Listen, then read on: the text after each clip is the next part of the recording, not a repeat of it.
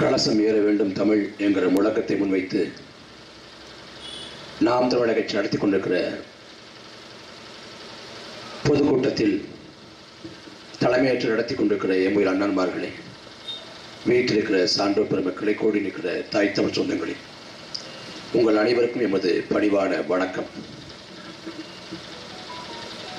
உலகில் பல மொழிகள் பிறக்காத காலகட்டத்தில்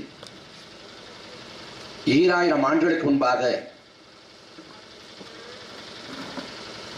தமிழ் மொழிக்கான தொல்காப்பியம் என்கிற இலக்கண இலக்கிய நூலை கொண்டிருந்தவர்கள் தமிழர்கள்.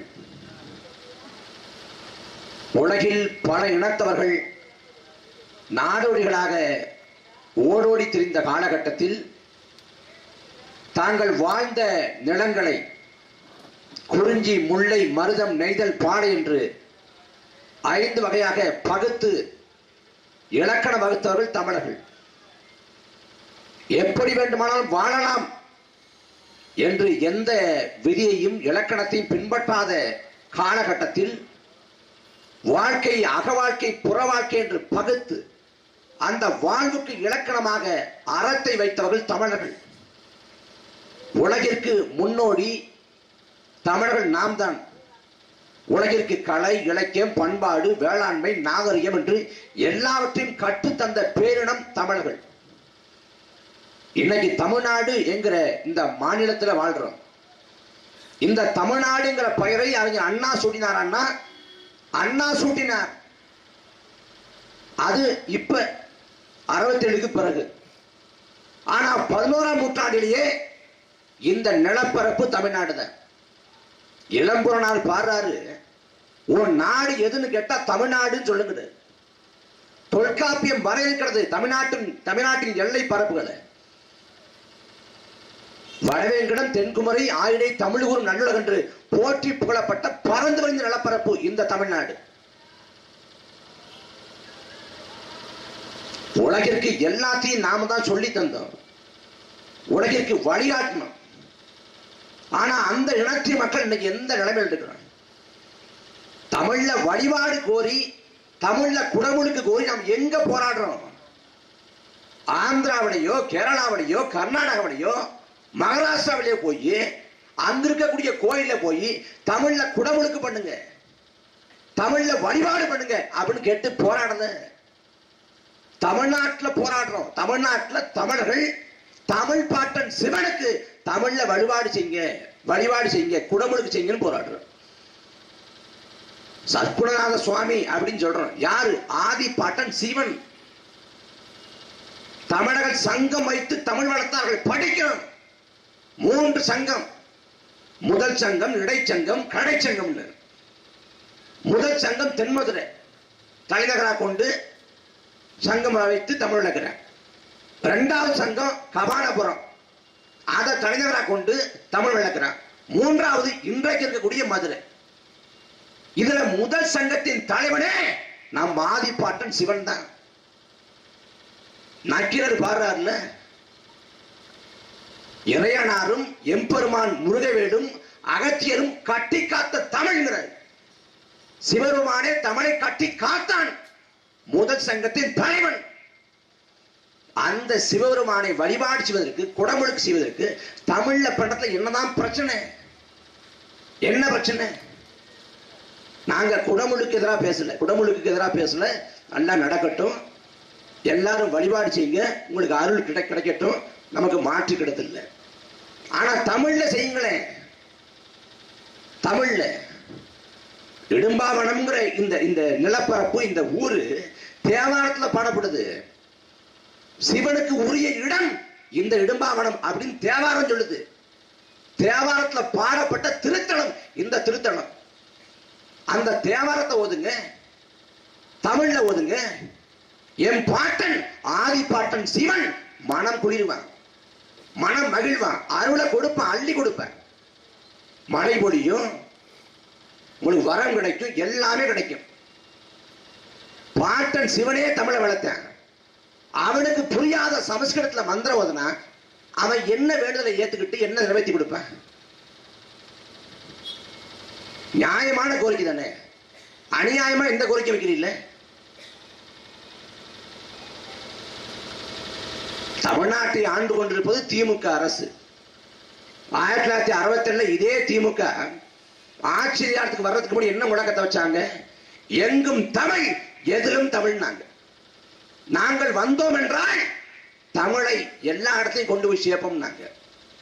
ஆனா கொண்டு போய் சேர்த்தாங்களா?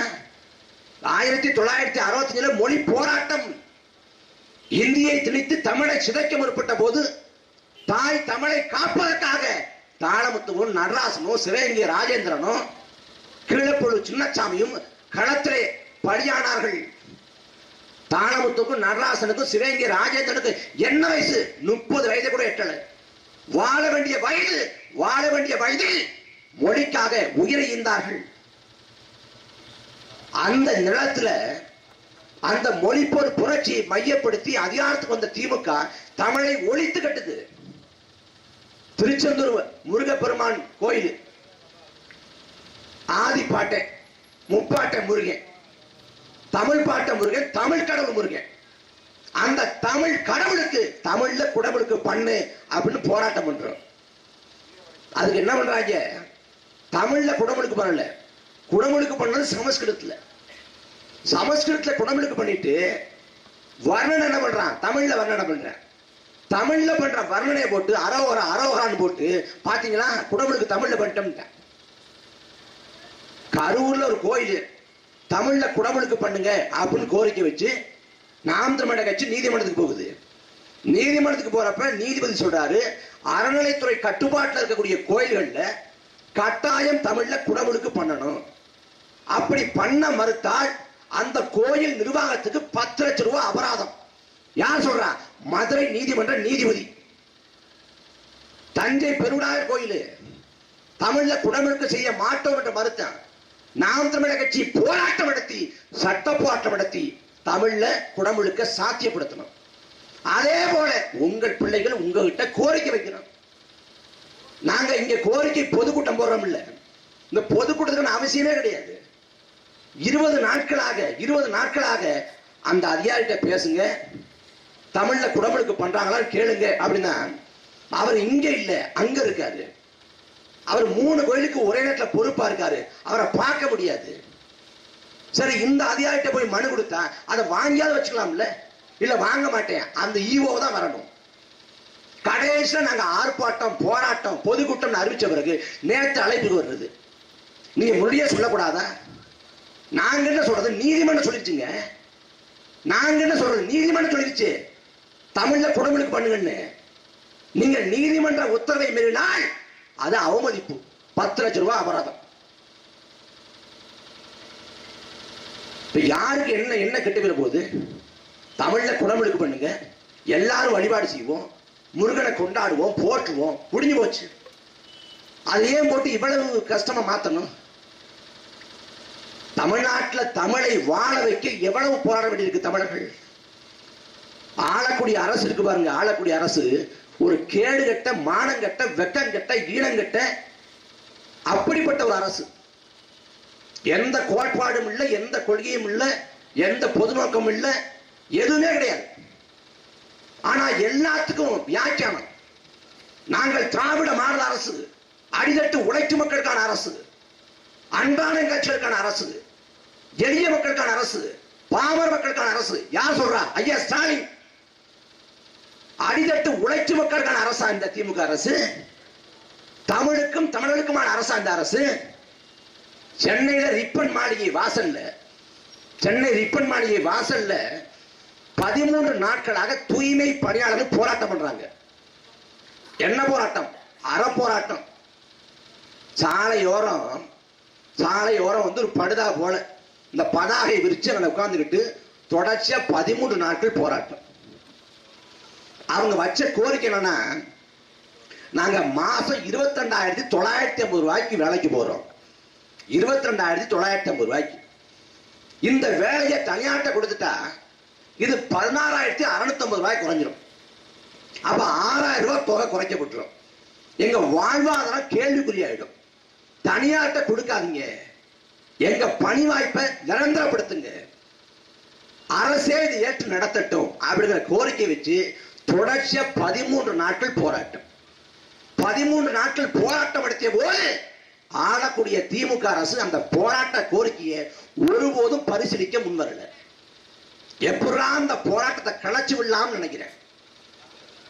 நினைச்சு பாருங்க, நாம சுலபமா எளிதா குப்பையை அப்படி போட்டு போயிடுவோம். குப்பையை போட்டுருவோம், குப்பையை போட்ட இடத்துல நம்ம சிறுநீர் கழிப்போம், எல்லாம் பண்ணுவோம். ஆனா அங்க கழிவு இருந்தாலும் குப்பை இருந்தாலும் என்ன இருந்தாலும் அள்ளி அதை தூய்மைப்படுத்தக்கூடிய வேலை செய்யறது தூய்மை பணியாளர்கள். கொரோனா காலம், மழை வெள்ளம், இந்த எந்த காலத்திலையும் பாகுபாடு இல்லாம அவங்க போய் களத்துல ஊரை சுத்தப்படுத்தினாங்க. அவங்க தான் சுத்தப்படுத்தினாங்க.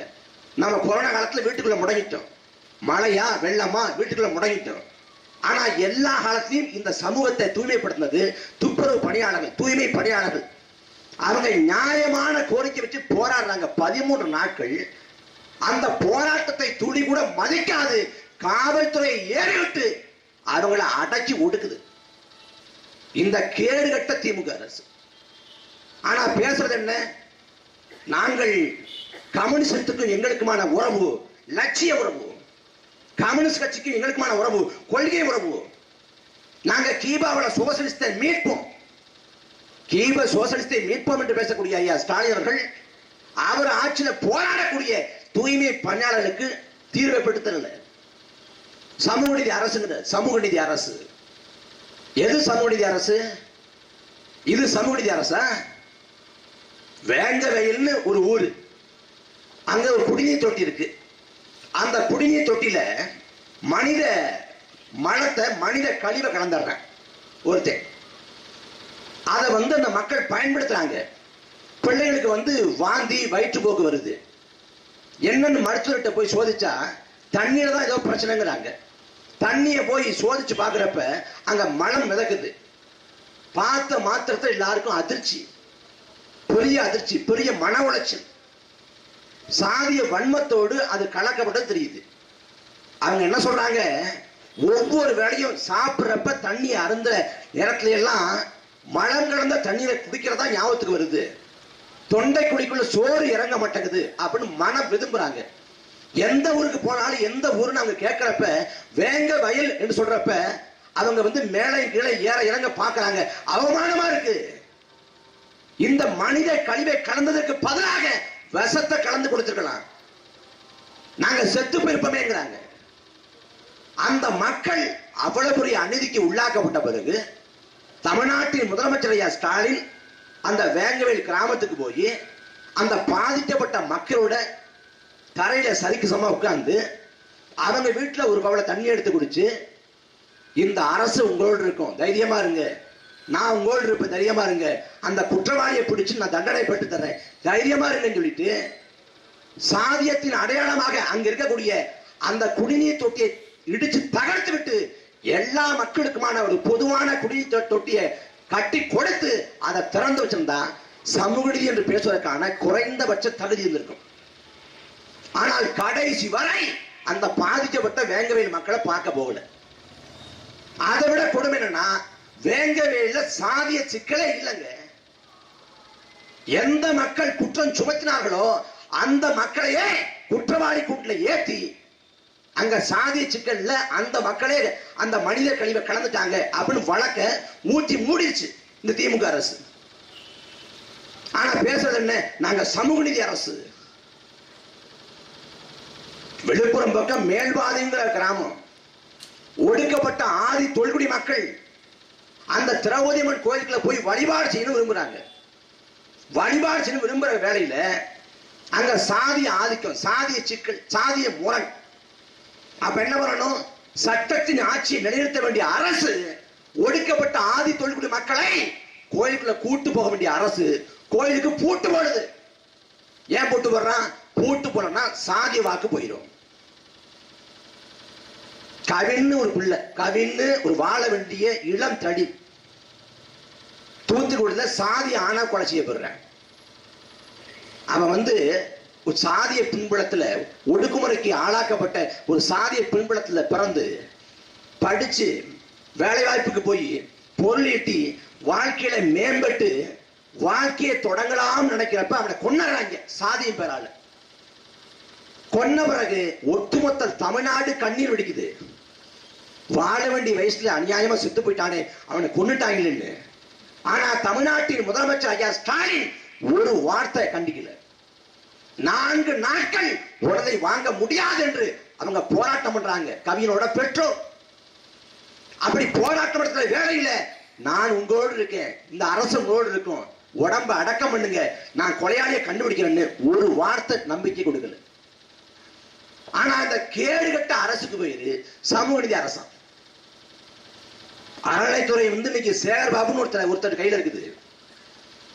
இந்த 50 ஆண்டுகள திராவிட ஆட்சி காலத்துல எத்தனை ஒடுக்கப்பட்ட ஆதி தமிழர்கள் அறநிலைத்துறையில் இருந்தாங்க. யார் இருந்தா? பெருந்தலைவர் காமராசர் நாட்டை ஆண்டார், இதே தமிழ்நாட்டை ஆண்டார். அன்றைக்கு சாதி ஆதிக்கம், ஒடுக்கப்பட்ட ஆதி தொல்குடி மக்கள் கோயிலுக்குள்ள போக முடியாதுங்கிற நிலைமை. அந்த காலத்திலே தாத்தா ரத்தமணி சீனிவாசன் பேரன் பரமேஸ்வரனை அறநிலைத்துறை அமைச்சராக்கி எந்த ஒடுக்கப்பட்ட ஆதி தொல்குடி மக்கள் கோயிலுக்குள்ள போக முடியாதுங்கிற நிலை இருந்ததோ அதே ஒடுக்கப்பட்ட சமூகத்தை சேர்ந்த பரமேஸ்வரனை அறநிலைத்துறை அமைச்சராக்கி அவனுக்கு பரிவட்டம் கட்டி மாலை அணிவிச்சு வரவேற்கிற நிலையை உருவாக்கியது பெருந்தலைவர் காமராசர். அந்த தலைவன் சமூக நீதினு பேசல, சுயதம் போட்டு அடிக்கல. ஆனா சமூக நீதியை அந்த தலைவன் உண்மையிலேயே நிலைநிறுத்தினாரு. ஆனா இந்த திமுகவோட ஆட்சி காலத்தில் என்ன இருக்குது? மாறி மாறி திமுகவுக்கும் அதிமுகவுக்கும் ஓட்ட போடுறது. நான் இந்த ஊர்ல இந்த இடத்துல ஒரு 7-8 பொதுக்கூட்டம் பேசிட்டேன்.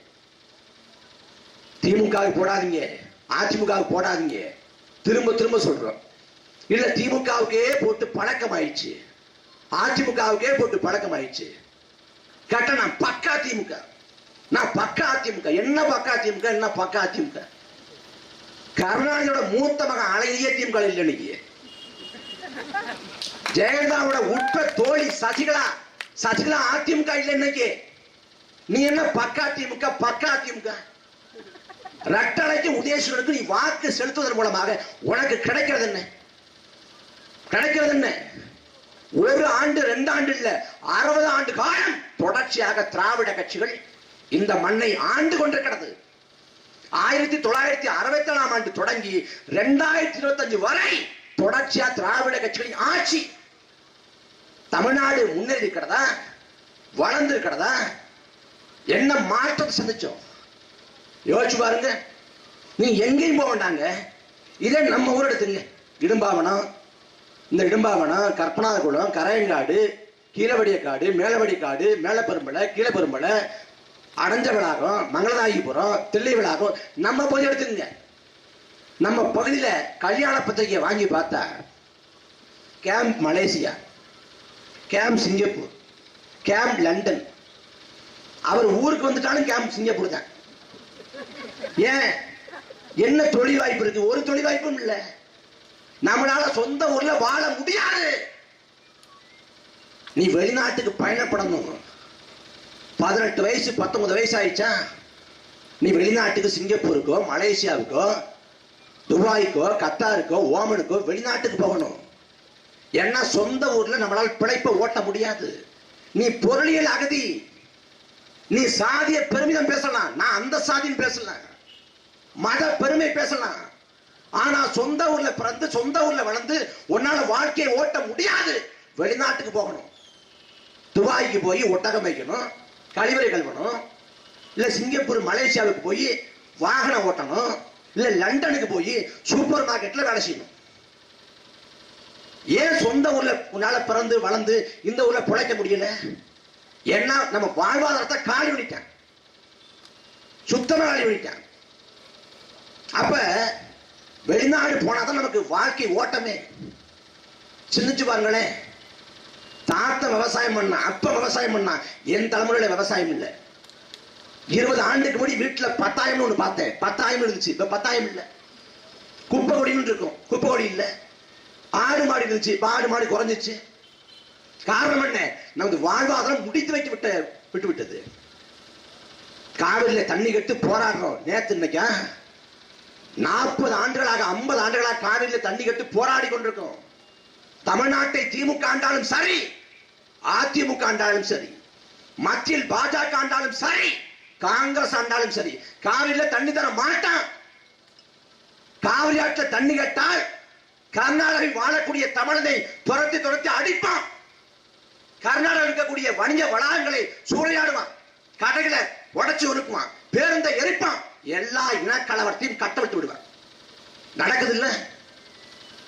நடக்குது இல்ல? 91 பங்காரப்பான்னு ஒரு முதலமைச்சர் கர்நாடகத்தை ஆள்றாரு. அன்னைக்கு காவிரியில தண்ணி கட்டு போராடுறப்ப, காவிரி நடுவு மன்றத்தோட இடைக்கால தீர்ப்பை அமல்படுத்துங்கன்னு தமிழ்நாட்டில் போராட்டம் வெடிக்கிறப்ப, கர்நாடகாவில் வாழக்கூடிய தமிழ்ல அடிச்சு உதைச்சான். 100கணக்கான தமிழர்களை கொன்றொழிச்சான். தமிழச்சிகளை பாலியல் வன்கொடுமைக்கு உள்ளாக்கினான். கர்நாடகாவிலிருந்து மூட்டை முடிச்சை அள்ளிக்கொண்டு தமிழ்நாட்டுக்கு அகதிகளாக தமிழர்கள் வந்தார்கள். 2015-16 தமிழ்நாட்டை சேர்ந்த கேபிஎன் அரசு பேருந்து 50 பேருந்த கர்நாடகா வச்சு கொளுத்தின.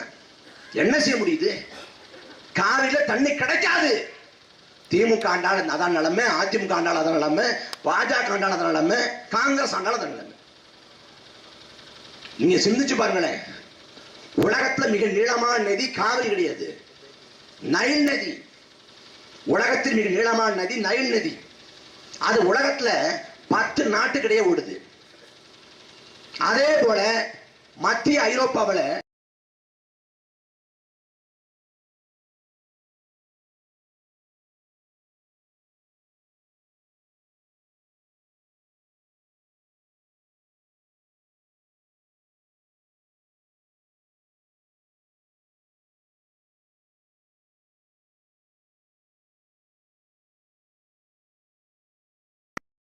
இருக்குது.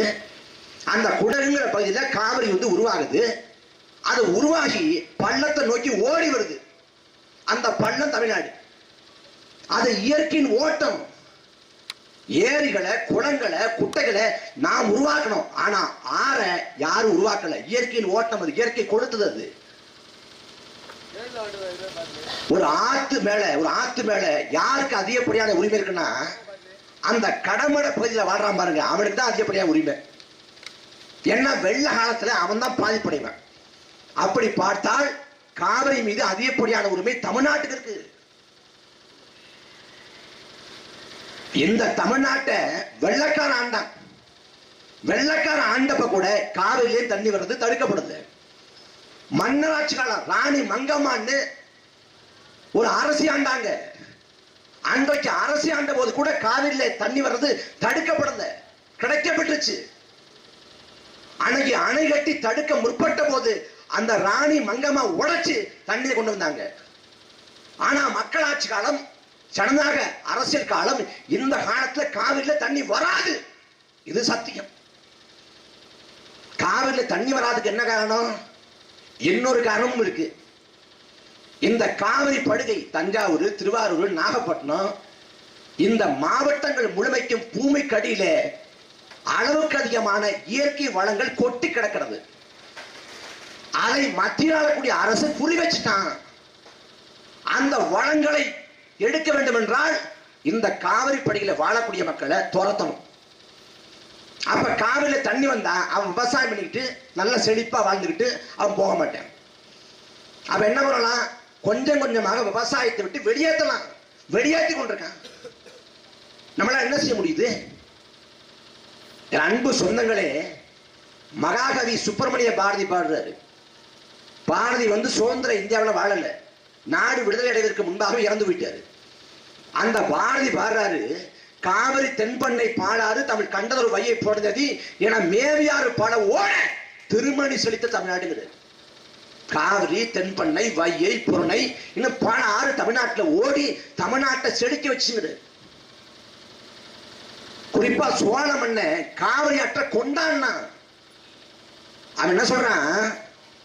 வெள்ளிக்கோள் வந்து வடதிசையை விட்டுட்டு தென் திசைக்கு மாறி போனாலும் சரி, வானம்பாடி பறவை உட்கொள்ள முடியாத அளவுக்கு மழை பொழிவு இல்லாது போனாலும் சரி, வான் பொய்ப்பினும் தான் பொய்யா காவிரின்னா. அந்த வானமே பொய்த்தாலும் சரி, காவிரி பொய்க்க மாட்டாள், நீர் தருவாள், சோறு தருவாள். அந்த காவிரி பொய்த்து விட்டால் காரணம் யார்? காரணம் யார்? பாண்டிய மன்னர்கள் வைகையை கொண்டாடுறான். வைகை நதியை பொய்யா குலை குடிங்கிற மன்னராட்சி காலத்துல சேசிபி இல்ல, கிட்டாச்சி இல்ல, டிராக்டர் இல்ல, புகழ் இல்ல, லாரி இல்ல, கனரக எந்திரங்கள் வாகனங்கள் எதுவும் இல்லை. அன்னைக்கு இருந்தது மண்வெட்டின் கடப்பாறை மட்டும்தான். மண்வெட்டின் கடப்பாறையும் கொண்டு ஏரிகளை வெட்டினா, குளங்களை வெட்டினா, குட்டைகளை வெட்டினா, ஏரிகளை சங்கிலி தொடர் போல இணைச்சான். மக்களுக்கு நீர்ப்பாசனத்தை உருவாக்கி கொடுத்தான். நீர்ப்பாசனத்தை உருவாக்கி கொடுத்தான். மக்களின் தாகத்தை போக்குனா. மன்னராட்சி காலத்துல கூட தண்ணீர் தட்டுப்பாடு தான் வாழ்ந்துட்டோம். நீங்க சிந்திச்சு பாருங்களேன், தமிழ்நாட்டில் வறட்சியான மாவட்டம் அப்படின்னா நம்ம நினைவுக்கு வர்றது ராமநாதபுரம். இன்னைக்கு தமிழ்நாட்டில் 28 மாவட்டத்தை வறட்சி மாவட்டமா அதிமுக ஆட்சி காலத்தை அறிவிச்சிட்டாங்க, அது வருகிறது. ஆனா வறட்சி மாவட்டம்னா உங்க நினைவுக்கு வர்றது ராமநாதபுரம். அந்த ராமநாதபுரத்துல பெய்யக்கூடிய மழையில ஒரு விழுக்காடு கூட பெறாத Dubai, Qatar, Oman, Saudi Arabia இந்த நாடுகள்ல தண்ணீர் தட்டுப்பாடு, தண்ணீர் பஞ்சமே இல்லை. துபாய்க்கு தான் போறாங்களே நம்ம ஊர்ல இருந்து ஆட்கள். கேட்டு பாருங்க, துபாயில தண்ணி லாரியை வச்சுக்கிட்டு எங்கேயாவது விற்பனை பண்ணிருக்காங்க தண்ணிய? வீட்டு வாசல்ல குடத்தை வச்சுக்கிட்டு அங்க தாய்மார்கள் காத்து கிடந்துருக்காங்களா? இல்லை. இன்னைக்கும் அந்த நாடுகள்ல மழை பொழிவே கிடையாது. நம்ம ஊர்ல மழை காலமும் காலம் இருக்கு, துபாயில கிடையாது. சவுதி அரேபியாவில் ஆறே இல்லாத நாடு சவுதி அரேபியா. அப்ப என்ன பண்றான்? அங்க கடல் இருக்கு, கடல் நீர் வளம் இருக்கு. அப்ப மழை பொழிவு இல்லாத போது கடல் நீர் வளத்தை அதை சுத்திகரிச்சு உப்பு தண்ணியை நல்ல தண்ணியா மாத்தி தன் மக்களுக்கு கொடுத்து கொண்டிருக்கான். எங்க? அரபு நாடுகள்ல, துபாயில, கத்தார்ல, ஓமன்ல, குவைத்துல. இத்தனைக்கும் மக்களால் தேர்வு செய்யப்பட்ட ஆட்சியாளர் இல்லை. அங்க துபாயில தேர்தல் கிடையாது, துபாயில கட்சி கிடையாது, அரசியல் கிடையாது, மன்னராட்சி. துபாய் ஆகிறது ஒரு சேக்கு. அந்த சேக்கு தனக்கு தண்ணி கிடைச்சா போதும், தங்குதல் இல்லாம தன் குடும்பத்துக்கு கிடைச்சா போதும், தன் உறவு கிடைச்சா போதும் அப்படின்னு நினைக்கல. அவர் கடைக்கோடி வரைக்கும் சாத்தியப்படுத்துறாரு. ஒரு மன்னராட்சி நாட்டுல, ஒரு பாலைவன நாட்டுல தண்ணீர் தட்டுப்பாடு இல்லாம வாழ முடியும்னா தமிழ்நாட்டுல எல்லா வாய்ப்பும் இருக்குது. பறந்து விரிந்த கடல் வளம் இருக்கு, அதை தாண்டி மழை பொழிவு இருக்கு, மழை வளம் இருக்கு. விசிம்பின் துளிவீலின் அல்லல் மாற்றாங்கே பசும்புல் தலை காண்பது அப்படிங்கிறான் வள்ளுவன். வானத்திலிருந்து ஒரு துளி மழை கீழே விழாவிட்டால் ஒரு பசும்புல் கூட தலை காட்ட முடியாதுங்கிற அந்த அளவுக்கு இங்க மழை பொழிவு இருக்கு. ஒட்டுமொத்த பூமி பந்து, நாம் வாழக்கூடிய இந்த பூமி பந்து, இந்த பூமி பந்துல சராசரியாக ஆண்டு ஒன்றுக்கு 800 மில்லிமீட்டர் மழை பொழியுது. பூமி பந்து முழுமைக்கும் சராசரியாக ஆண்டு ஒன்றுக்கு 800 மில்லிமீட்டர் மழை பொழியுது. ஆனால் தமிழ்நாட்டின் சராசரி மழை பொழிவு 950 மில்லிமீட்டர். உலகத்தின் சராசரி மழை பொழிவை விட தமிழ்நாட்டின் சராசரி மழை பொழிவு அதிகம். அப்ப அந்த மழை நீரை சேமிக்க முடியாதா? நீர் மேலாண்மை என்கிற திட்டமே ஆளக்கூடிய திமுக கிட்டையோ அதிமுக கிட்டையோ இல்ல. நீ தண்ணீரை காசு கொடுத்து வாங்கணும்னு உன்னை நிர்பந்திக்கிறான். ஏன்னா தண்ணீர் மிகப்பெரிய விற்பனை பண்டம், சந்தை பொருள். நீங்க சிந்திச்சு பாருங்களேன். ஐயா அப்துல் கலாம் இருக்காருல்ல, மறைஞ்ச ஐயா அப்துல் கலாம் சொல்றாரு, ஒரு காலத்துல இந்த பூமி பந்துல மக்கள் தொகை 800 கோடியா இருக்கும். ஆனா 800 கோடியா இருக்கிறப்ப 700 கோடி மக்களுக்கு தண்ணி கிடைக்காது, 100 கோடி மக்களுக்கு தான் நன்னீர் கிடைக்கும். அன்னைக்கு ஒரு நாட்டில் இருக்கக்கூடிய நீர்வளத்தை எடுக்கிறதுக்கு இன்னொரு நாடு போர் தொடுக்கும். அந்த போர் அணு ஆயுத போராட்டு. ஒரு நாட்டில் இருக்கக்கூடிய நீர்வளத்தை கைப்பற்றுவதற்கு இன்னொரு நாடு போர் தொடுக்கும். அதுவும் அணுகுண்டுகளை வீசி அணு ஆயுத போர் தொடுக்கும். 20ஆம் நூற்றாண்டின் பன்னாட்டு அரசியலை கச்சா எண்ணெய் தீர்மானித்தது. கச்சா எண்ணெய் விலை ஏற்றம் இறக்கம் இதான் பன்னாட்டு சந்தைய உலக அரசியல் தீர்மானிச்சு 20ஆம் நூற்றாண்டுல. 21ஆம் நூற்றாண்டில் நீர் தான் உலக அரசியலை தீர்மானிக்க போதுங்க. இங்க திமுக ஆளுது, அதிமுக ஆளுது, 2 பேரும் திராவிட கட்சிகள் ஆளுது. எந்த கட்சியாவது நாங்க வந்தோம்னா மக்களுக்கான தண்ணீரை உத்தரவாதப்படுத்துவோம், தண்ணீருக்காக கையேந்த வேண்டிய நிலை இருக்காது. நீங்க வந்து காசு கொடுத்து தண்ணியை வாங்க வேண்டிய நிலை இருக்காது அப்படின்னு சொல்லுவாங்களா? ஒருபோதும் சொல்ல மாட்டார்கள். ஏன்னா அதை பத்தி எந்த கவலையும் எந்த அக்கறையும் இல்லை. சென்னைக்கு தண்ணி தரக்கூடிய ஏரி வீராணம் ஏரி. வீராணம் ஏரியை வெட்டினது யாரு? கருணாநிதியா ஜெயலலிதாவா? வீராணம் ஏரியை வெட்டினது ஒரு சோழ மண்ணு. மதுராந்தகம் ஏரி இருக்கு, பறந்து விரிந்த ஏரி. அந்த மதுராந்தகம் ஏரியை வெட்டியது அது ஒரு மண்ணை. ஆனா திமுக அதிமுக ஆட்சி காலத்துல எத்தனை ஏரிகள் வெட்டப்பட்டிருக்கு, எத்தனை ஏரிகள் வந்து தூர்வாரப்பட்டிருக்கு, எத்தனை பராமரிப்பு செய்யப்பட்டிருக்கு? அப்படி எதுவுமே கிடையாது. ஆனா இந்த திமுக அதிமுக ஆட்சி காலத்துல அத்தனை ஆறுகளையும் மணல் கொள்ளை. மணல் கொள்ளை நடக்காத ஆறுகள் இல்ல. காவிரியில தண்ணி தர மாட்டேங்கிறான், போராடுறோம் ஒரு பக்கம். காவிரி ஆற்றின் துணையாறு அமராவதி, காவிரி ஆற்றின் துணையாறு நொய்யல். அந்த அமராவதியும் நொய்யலும் எந்த நிலைமையில் இருக்கு? நொய்யல் ஆறு எங்க இருக்குது? கொங்கு மண்டலத்தில். அந்த நொய்யல் ஆறு முழுமைக்கும் சாயப்பட்ட கழிவு. சாயப்பட்ட கழிவின் விளைவாக ஆறு முழுமைக்கும் நுரைதள்ளுது. ஒரு மனிதன் நஞ்சை அருந்தினால், விஷத்தை அருந்தினால் வாயிலே நுரைத்தள்ளி சாவது போல, செத்து விடுவது போல ஆறு நுரைதள்ளுகிறது. பாலாறு இருக்கு, பாலாறு வேலூர் பக்கம். பாலாறு முழுக்க தோல் தொழிற்சாலை கழிவு, இங்க சாயப்பட்ட கழிவு. இந்த கழிவுகளை ஆற்றிலே கொட்டி ஆறுகளை சாகடிக்கிறாங்க. கொங்கு மண்டலத்துல ஒரத்துப்பாளையம் அணை இருக்கு, ஒரு அணை, ஒரத்துப்பாளையம் அணைன்னு. அந்த ஒரத்துப்பாளையம் அணையிலிருந்து தண்ணியை திறந்து விட்டுறாதீங்க அப்படின்னு விவசாயிகள் போராடினார்கள். ஏன் விவசாயிகள் போராடினாங்க? ஏனென்றால் ஒரத்துப்பாளையம் அணை முழுமைக்கு நிரம்பி இருந்தது தண்ணீர் அல்ல, முழுக்க முழுக்க கழிவு, விஷம். அதுவும் அதிமுக ஆட்சி காலத்துல அன்னைக்கு ஒரு அமைச்சர் இருந்தார், பெரிய கருப்பண்ணன் நினைக்கிறேன், சுற்றுச்சூழல்துறை அமைச்சர். அவர்கிட்ட கேட்கிறாங்க, எங்க நொய்யலாறு முழுமைக்கு சாயப்பட்ட கழிவால இப்படி நுர பொங்குதேன்னு கேட்டா, நீங்க எல்லாம் சோப்பு போட்டு குளிப்பீங்க, சோப்பு போட்டு குளிச்சா நுர பொங்காம என்ன பண்ணுங்க? எவ்வளவு பெரிய புத்திசாலித்தனம்! நீங்க சிந்திச்சு பாருங்களேன். அதிமுக ஆட்சி காலத்துல 2018 சென்னையில மிகப்பெரிய தண்ணீர் பஞ்சம். குடிக்க தண்ணி இல்லாத காலம் போய் குடிக்க தண்ணி இல்லை. குழாயத்தில் இருந்தா தண்ணி வரல. சென்னையில உணவகங்கள் மூடப்படுது. அந்த தகவல் தொழில்நுட்ப பூங்கா ஐடி பார்க் மூடப்படுது. சென்னை ஸ்தம்பிச்சு போகுது. அப்ப எடப்பாடி பழனிசாமி தலைமையிலான அமைச்சரை கூடுது. எடப்பாடி பழனிசாமி ஐயா பத்தி நம்ம சொல்லவே தேவையில்லை. கம்பராமாயணம் தந்த சேக்கிலார். அவர் உண்மையிலே தப்பா சொல்லல. கம்பராமாயணத்தை கம்பர் எழுதி முடிச்சுட்டு சேக்கிலார்ட்ட கொடுத்து எடப்பாடிட்ட கொடுத்துருப்பான்னு சேக்கிலார் கொண்டு டெலிவரி பண்ணிருக்காரு எடப்பாடிட்ட. அதான் கம்பராமாயணம் தந்த சேக்கிலார். அந்த மாதிரி ஒரு அறிவாளி ஐயா எடப்பாடி. அந்த பக்கம் இன்னொரு அமைச்சர் இருக்காரு, செல்லூர் ராஜுன்னு. வைகை அணையை வந்து கக்கன் கட்டுறாரு. ஆனா வைகை அணையோட கக்கையோட பேர் ஏற மாட்டேங்குது மண்டைக்குள்ள. ஆனா செல்லூர் ராஜு பேர் எடுது. ஏன்னா அந்த திருமகள் அட்டையை அந்த வைகை அணையில போட்டுட்டு நீர் ஆவியாக தடுக்க போறேன் அப்படின்னாரு. செல்லூர் ராஜு ராக்கெடு, ஐநா சயின்டிஸ்ட்ல சாக்கெடு. ஐநா அதிர்ந்து போச்சு, யார் சாமி வருது, எனக்கே அவரை பார்க்கணும் போல இருக்குன்ட்டு. அப்படிப்பட்ட ஒரு ஆளு. அப்புறம் திண்டுக்கல் சீனிவாசன் இன்னொரு அமைச்சர். அவர் வந்து நிகழ்காலத்திலே வாழ மாட்டார், இறந்த காலத்தில் வாழ்வார். நான் வாஜ்பாயை பார்த்தேன், வாஜ்பாயோட பேசிக்கிட்டு இருந்தேன். அந்த திண்டுக்கல் சீனிவாசன், அதுவும் பாமகவுக்கு அது அவர் வாக்கு கேட்ட அந்த பரப்புரை இருக்கு பாருங்க.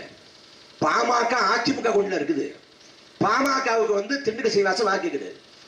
பாமகவுக்கு நீங்கள் எல்லாம் ஆப்பிள் சின்னத்திலே ஓட்டை போட்டுனாரு. பாமக வேட்பாளர் நெஞ்ச பிடிச்சுக்கிட்டு, அது ஆப்பிள் பழம் இல்லைங்க, மாம்பழம். எந்த பழமா இருந்தாங்க, எல்லா பழமும் உடம்பு நல்லதுங்க. அந்த திண்டுக்கல் சீனிவாசன், இந்த செல்லூர் ராஜு, இந்த எடப்பாடி பழனிசாமி, இவங்க எல்லாம் ஒன்று கூடி அமைச்சரை கூடுது. சென்னையில கடும் தண்ணீர் பஞ்சமா இருக்கு, தண்ணீர் தட்டுப்பாடா இருக்கு, என்ன பண்ணலாம் யோசிக்கிறாங்க. ஒரு அமைச்சர் மழை பெஞ்சுன்னா தண்ணீர் தட்டுப்பாட போக்கிடலாம் கண்டுபிடிச்சிட்டாரு. அப்ப மழை பெய்ய வச்சிடலாம்ங்கிறாங்க. மழை பெய்ய எப்படிங்க வைக்க முடியும்? சீனா போன்ற நாடுகள்ல உயரிய தொழில்நுட்பம் இருக்கு, அதை பயன்படுத்துறாங்க. ஆனா இங்க உயரிய தொழில்நுட்பம் இல்லை, அவ்வளவு நம்மகிட்ட பணமும் இல்லை. என்ன பண்ணலாங்கிறப்ப அவ்வளவெல்லாம் கஷ்டப்பட தேவையில்லை, நம்ம லோ பட்ஜெட்ல பண்ணிடலாம். எப்படி பண்ணுவீங்க? எல்லா ஊர்லயும் கோயில் இருக்கு, எல்லா ஊர்லயும் சாமியார் பஞ்சம் இல்லாம இருக்கிறாங்க. கோயில்ல உட்காந்து சாமியார் யாக விளக்க வச்சோம்னா அவங்க யாக விளக்கிறத பார்த்துட்டு வர்ண பகவான் அப்படியே மனம் உருகி கண்ணீர் வடிச்சு மழையை கொட்டி விட்டுவாரு. கொட்டி விட்டார்னா அப்படி சென்னை நிரம்பி போகும், தண்ணீர் கொஞ்சம் போயிடும்னு.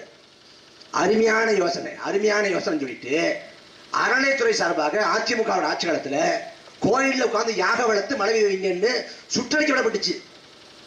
யாக வளர்த்து மழை வைக்கிறாங்களாம். யாக வளர்த்து மழை வைக்க முடியும்னா உலகத்துல பாலைவனமே ஒன்று இருக்காதே. பாலைவனத்தை பூரா சாமியாரை உட்கார வச்சு யாக வளர்த்தா மழை கொட்டிட போகுது, 30 விவசாயம் செய்ய போறோம்.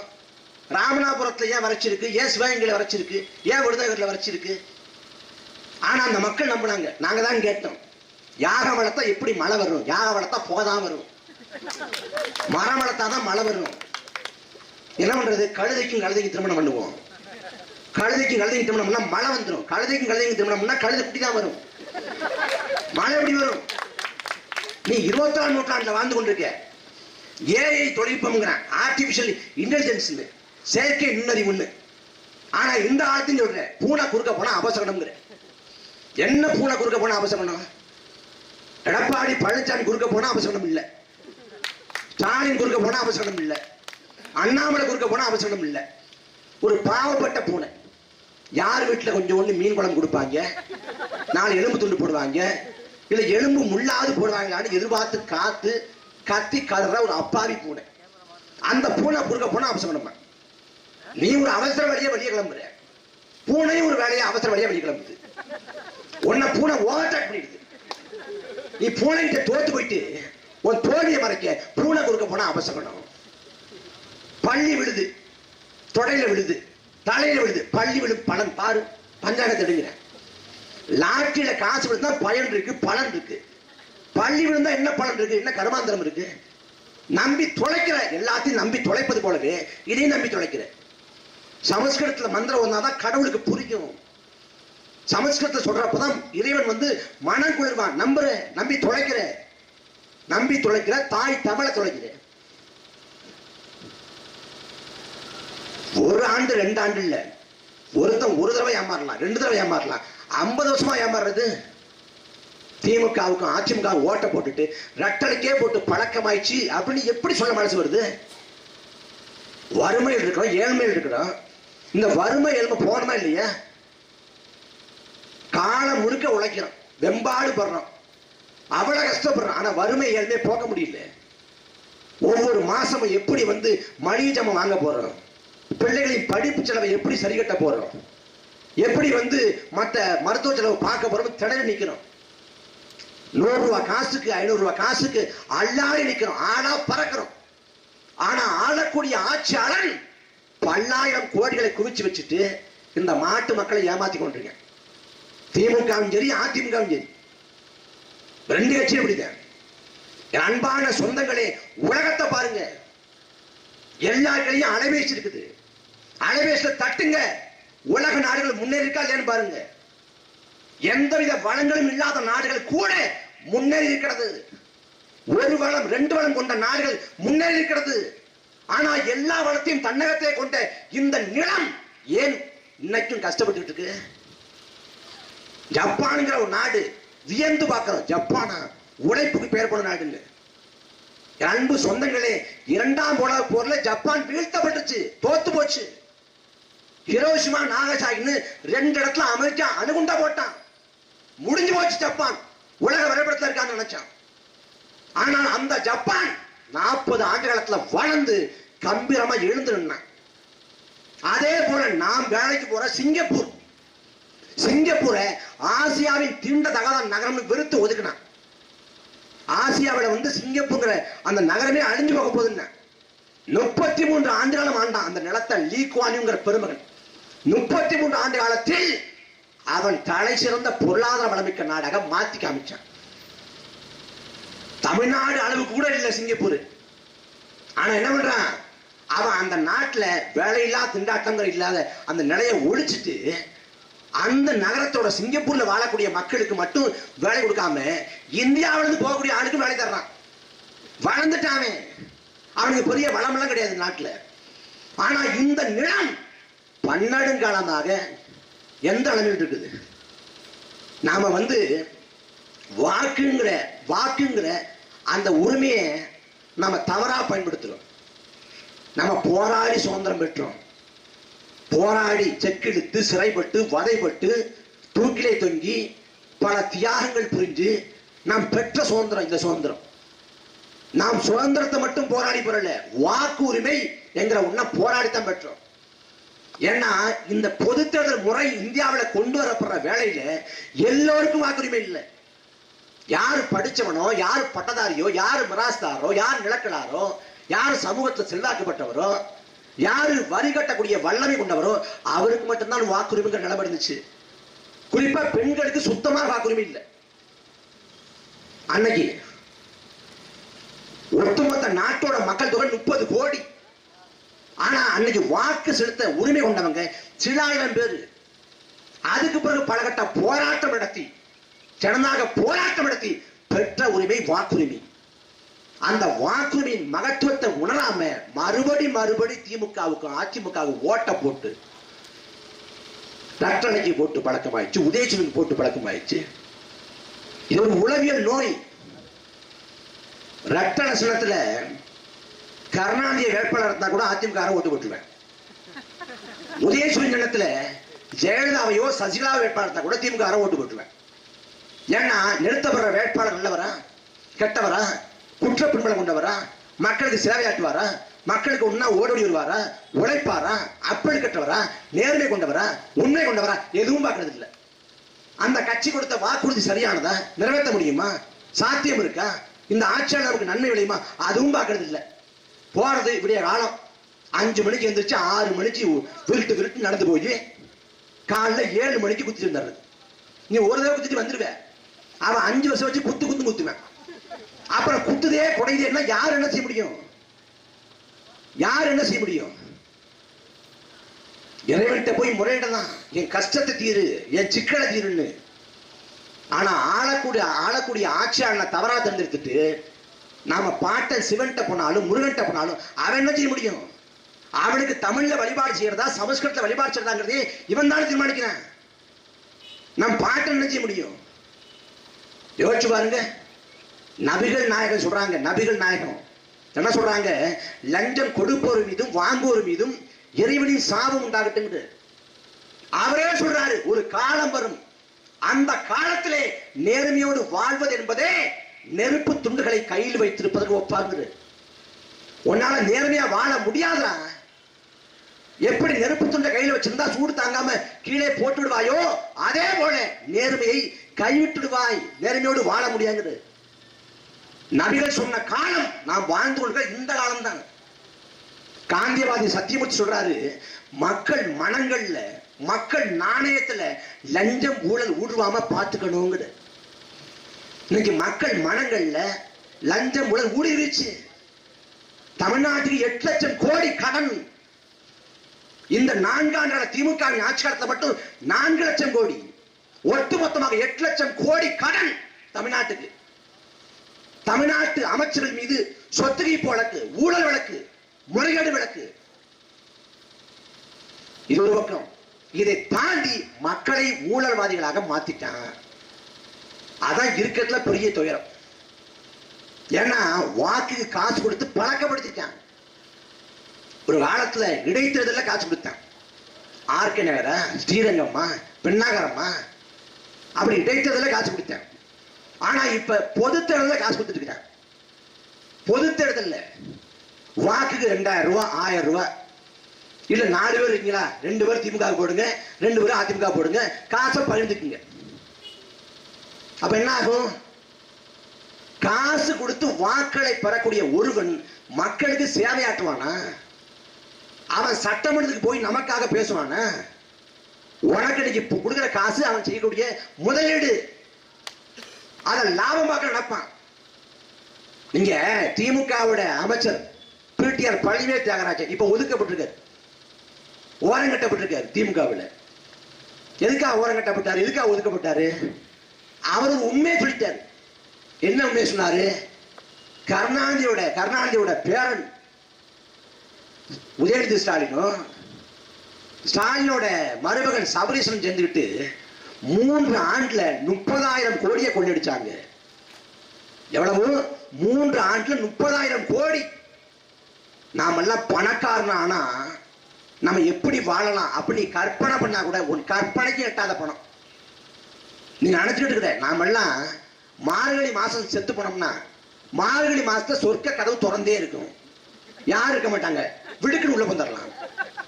இங்கதான் ஒண்ணும் வாழ முடியல, கஷ்டப்படுறோம், கர்மாயப்படுறோம், வறுமையில வாழ்றோம், ஏழ்மையில வாழ்றோம், கடன் தொல்லையா இருக்கு. சொர்க்கத்துல போயாவது அந்த ரம்ப ஊர்வசி சோமபான சூரபானத்தோட உல்லாசமா வாழலாம் நினைக்கிறேன். யாரு கண்டா சொர்க்கத்தையும் நரகத்தையும் சொல்லிக்கிறத நீ வாழும்போது செத்த பிறகு சொர்க்கத்துல வாழலாமான்னு யோசிக்கிற. ஆனா அவன் வாழ்ந்துட்டு இருக்கிற பேர் சொர்க்கத்தை வாழ்ந்துட்டு இருக்கிறான். கற்பனை செய்ய முடியும்னால 30,000 கோடிங்கிறது எவ்வளவு தொகை? நாட்டுல இன்னைக்கும் 1 லட்சம் ரூபாய் பணத்தை வாழ்க்கை முழுக்க பார்க்காம வறுமையில பிறந்து வறுமையிலே செத்து போறான். குடிச்சிலே பிறந்து குடிச்சிலே வாழ்ந்து வாழ்க்கையை முடிச்சுக்கிறான். இந்த நாட்டுல தனி ஒரு மனிதனுக்கு உணவில்லை என்றால் ஜெகத்திலே அழிச்சோம்னா பாரதி தனி ஒரு மனிதனுக்கு.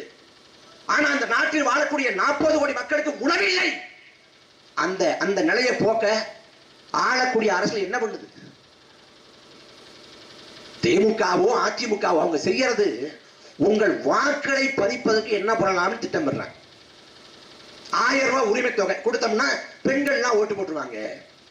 தேர்தல் பரப்புரையில 1000 ரூபாய் உரிமை தொகை வேணுமா வேண்டாமா, அப்ப திமுக போடுங்க அப்படின்னு சொல்லிட்டு வாக்களை பெற்றல.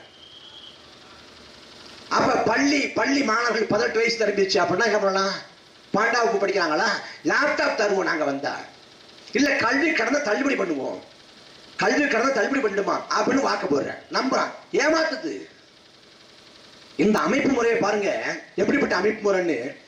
கடையில போய் நான் ஒரு பொருள் வாங்குறேன். இந்த கடையில அந்த கடையில பொருள் வாங்குறப்ப குண்டூசியோ ஏதோ ஒரு பொருள், கடிகாரமோ ஏதோ ஒரு பொருள் வாங்குறப்பட்ட சொல்றாரு இந்த பொருள் தரமா இருக்குங்க, 3 மாத காலம் தரமா இருக்கும், அதுக்கு நான் கேரண்டி. தரமா இல்லைன்னா நான் அதை சரி பண்ணி தர்றேன், இல்ல வேற ஒரு பொருள் தர்றேன். அப்ப பொருளுக்கு நான் கேரண்டிங்கிறேன், பிரீத்திக்கு நான் கேரண்டின்னு வர்றேன். பிரீத்திக்கு நான் கேரண்டி, எடப்பாடி கேரண்டி இருக்கா, ஸ்டாலின் கேரண்டி இருக்கா? ஒண்ணு இல்ல. இந்த கேரண்டியும் சொல்றாங்கல்ல, ஒருவேளை அவர் பொருளை மாத்தி தரல, சரி பண்ணி தரல, அப்ப என்ன பண்ணலாம்? கன்சியூமர் கோர்ட் இருக்கு, நுகர்வோர் நீதிமன்றம் இருக்கு, அங்க போகலாம்.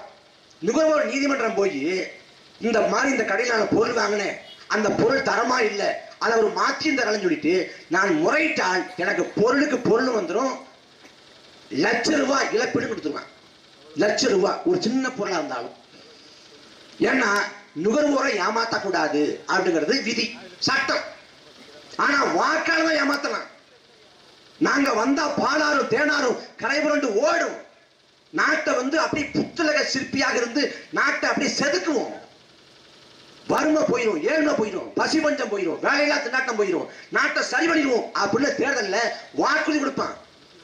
ஆனா அதிகாரத்துக்கு வந்தவர்கள் வாக்குறுதியை நிறைவேற்ற மாட்டான்.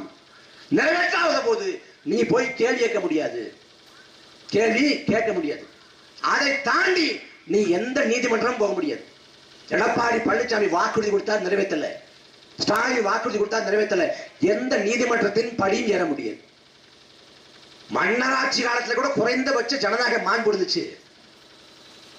தன் மகன் தேர்கால்ல கண்டுகுட்டியை ஏற்றி கொண்டு விட்டான் என்பதற்காக அதே தேர்கால்ல தன் மகனையும் ஏற்றி கொண்டான் மனுநீதி சோழன். படிக்கிறோம்.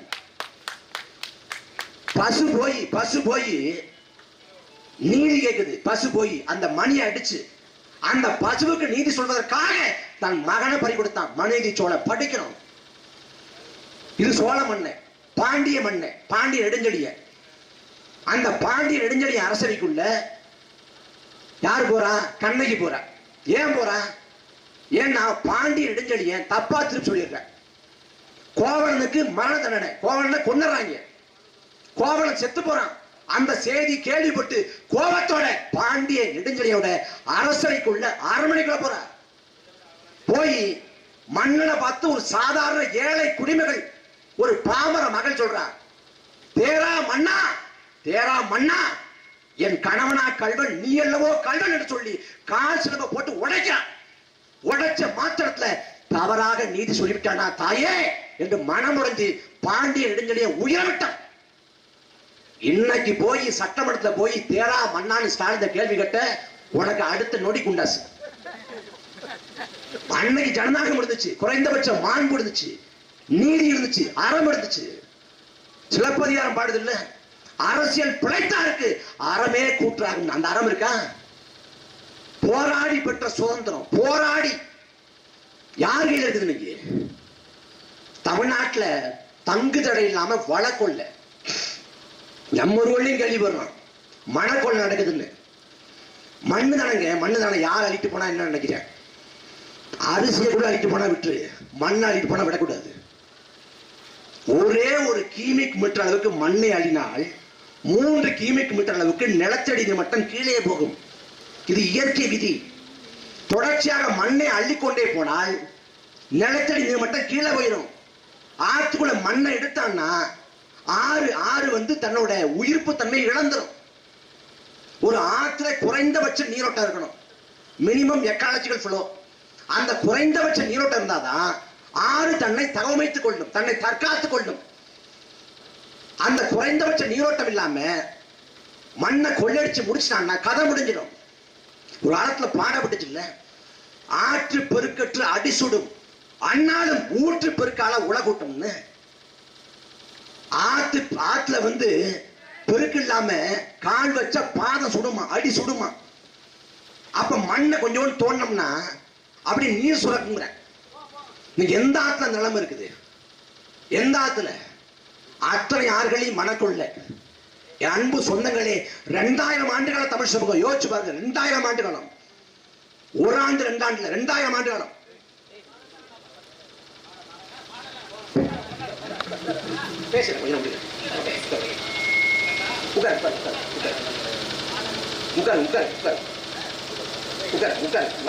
அன்பை புரிஞ்சுக்கிறேன். உட்காரு உட்காரு உட்காரு. 2000 ஆண்டுகால தமிழ் சமூகம். இந்த 2000 ஆண்டு காலத்துல எண்ணற்ற மன்னன் வந்தான், அரசர்கள் வாழ்ந்தார்கள், சண்டையிட்டார்கள், போர் புரிந்தார்கள், வாரசுரிமை சண்டை, எல்லா சண்டையும் நிகழ்ந்தது. வாதாபி எரிக்கப்பட்டது, உறையூர் எரிக்கப்பட்டது, மதுரை எரிக்கப்பட்டது, புத்த மடங்கள் தகர்க்கப்பட்டது, கோயில் நொறுக்கப்பட்டது, தேவாலயம் இடிக்கப்பட்டது. இந்த 2000 ஆண்டு காலத்துல எண்ணற்ற வன்முறை, உயிர் சேதம், உயிர் பலி, இத்தனை நிகழ்த்திய மன்னர்கள். எந்த ஒரு மன்னனும் ஆத்துல வந்து மண்ணை கொள்ளியடிக்கல. ஒரு மலையை தகர்த்து கனிம வளங்களாக ஏற்றி கொண்டு போகல. ஏரி குளத்தை வந்து தனக்கு மட்டுமே சொந்தம் என்று சொந்தம் கொண்டாடல. அப்படி 2000 ஆண்டுகளாக பாதுகாத்து வைக்கப்பட்ட இயற்கை வளங்கள். வெள்ளைக்காரன் இந்த நாட்டை 300 ஆண்டு ஆண்டான். இந்த நாட்டின் வளங்களை சுரண்டி கொண்டு போனான், செல்வ வளங்களை. ஆனால் இயற்கை வளங்கள் மீது அவன் கை வைக்கல. கோயிலூர் வைரத்தை எடுத்துக்கொண்டு போனா, ஆனா இங்க இருக்கக்கூடிய இந்த வளத்தை கொள்ளடிக்கல. ஆனா 50 ஆண்டுகள திராவிட ஆட்சி காலத்துல இந்த வளம், மணல் வளம், நீர் வளம், மலை வளம் எல்லாம் போயிடுச்சு. மலையை தடுக்கிறாங்க. மலைய ஒரு கோயிலின் ராஜகோபுரம் பாருங்க, ராஜகோபுரம். அந்த ராஜகோபுரத்தை விட முதன்மையானது நீர் கோபுரம் தான். நீர் கோபுரம்னா மலை, மலைக்கு பேர் நீர் கோபுரம். அந்த மலை தகர்க்கப்பட்டு விட்டால் மழை பொழிவு இருக்காது. நாம் பிறந்துட்டோம், வளர்ந்துட்டோம், செத்து போவோம். நமக்கு பிறகு இதே இடுமாவளத்தில் ஒருத்தர் வாழணும் இல்ல, இதே கீழ்வடைய காட்டுல, மேலவடைய காட்டுல, திலை வளாகத்துல, அடைஞ்ச வளாகத்துல, மங்களநாயகிபுரத்துல வாழணும் இல்ல. நம்ம பிள்ளைகள் வாழணும், பேரம்பத்தி வாழணும் இல்ல. அவன் வாழ்வதற்கு எல்லாம் இருக்கணும் இல்ல. ஆனா இல்லாது அழிக்கிற வேலை நடக்கிறது. அது மதுரையிலங்க, மதுரையில் ஒரு மலை இருக்கு, ஆனமலைன்னு பேரு. ஆனமலைன்னு பேரு. ஏன்னா யானை படுத்து உறங்குவது போல இருக்கும். என்ன கிளப்பி விட்டாங்கன்னா, மதுரையில யானை வந்து மதுரைக்கு ராசி இல்லை. இந்த யானையை நகர்த்தினாதான் எல்லாம் விளங்குட்டான். இப்ப அந்த மலைன்னு சொல்லிக்கிட்டு இருக்காங்க. நமக்கு இந்த மண் குடித்து நீர் குடித்து எந்த கவலையும் இல்லை. நம்ம ஊர் முழுக்க பாக்குறப்ப சீமை கருவேல மரம் இருக்கு, சீமை கருவேல மரம். இந்த சீமை கருவேல மரங்கிறது மரம் இல்ல, மரம் போன்ற ஒன்று நச்சு. இந்த மரம் என்ன பண்ணும்? பூமிக்கு அடியில் இருக்கக்கூடிய நிலத்தடி நீர் மட்டத்தை உறிஞ்சும். அப்புறம் என்ன பண்ணும்? காத்துல இருக்கக்கூடிய நிலத்தடி இந்த நீர் தன்மையை உறிஞ்சும். அப்புறம் மனித தோல்ல கூடிய அந்த அந்த நீர்த்தன்மையை உறிஞ்சும். இந்த மரம் நச்சு விஷம். இந்த சீமை கருவேல மரம் அது தமிழ்நாடு முழுமைக்கும் எல்லா இடத்துலயும் இருக்கு. குறிப்பா ராமநாதபுரம் முழுக்க பரவி கிடக்கு. ஆனா இதே சீமை கருவேல மரம் கேரளாவிலையும் ஒரு காலத்துல இருந்துச்சு. அந்த நிலத்தை அந்த ஆட்சியாளர் என்ன பண்றான், அந்த சீமை கருவேல மரத்தை அப்புறப்படுத்த முடிவு பண்ணி, சீமை கருவேல மர செடி இருந்துச்சுன்னா அதை புடுங்கி கொண்டு வந்து கடலை கொடுத்தா உனக்கு ஒரு பொருள் அப்படின்னு ஒரு மக்கள் இயக்கமாக திட்டமாக மாற்றி அவன் முழுக்க முழுக்க ஒழிச்சிட்டான். அங்க பசுஞ்சோலை போல இருக்கு கேரளாவில். கேரளாவில் காங்கிரஸ் ஆண்டாலும் சரிதான், கம்யூனிஸ்ட் ஆண்டாலும் சரிதான், யார் ஆண்டாலும் கேரளா பசுஞ்சோலை போல இருக்கும். கேரளா என்ன சொல்றான், கடவுளின் தேசம்ங்கிறான். கடவுளின் தேசம்ங்கிறான் கேரளாவை. கேரளாவில் 40க்கும் மேற்பட்ட ஆற்று படுகை இருக்கு. அங்கேயும் தினந்தோறும் கட்டடம் கட்டுறான், கட்டுமான பணி நடக்குது. ஆனா அந்த கட்டுமான பணிக்கு மண் அள்ள முடியாது. அப்ப மண் எங்க இருந்து போகுது, தமிழ்நாட்டில இருந்து போகுது. தமிழ்நாட்டில இருந்து போகுது.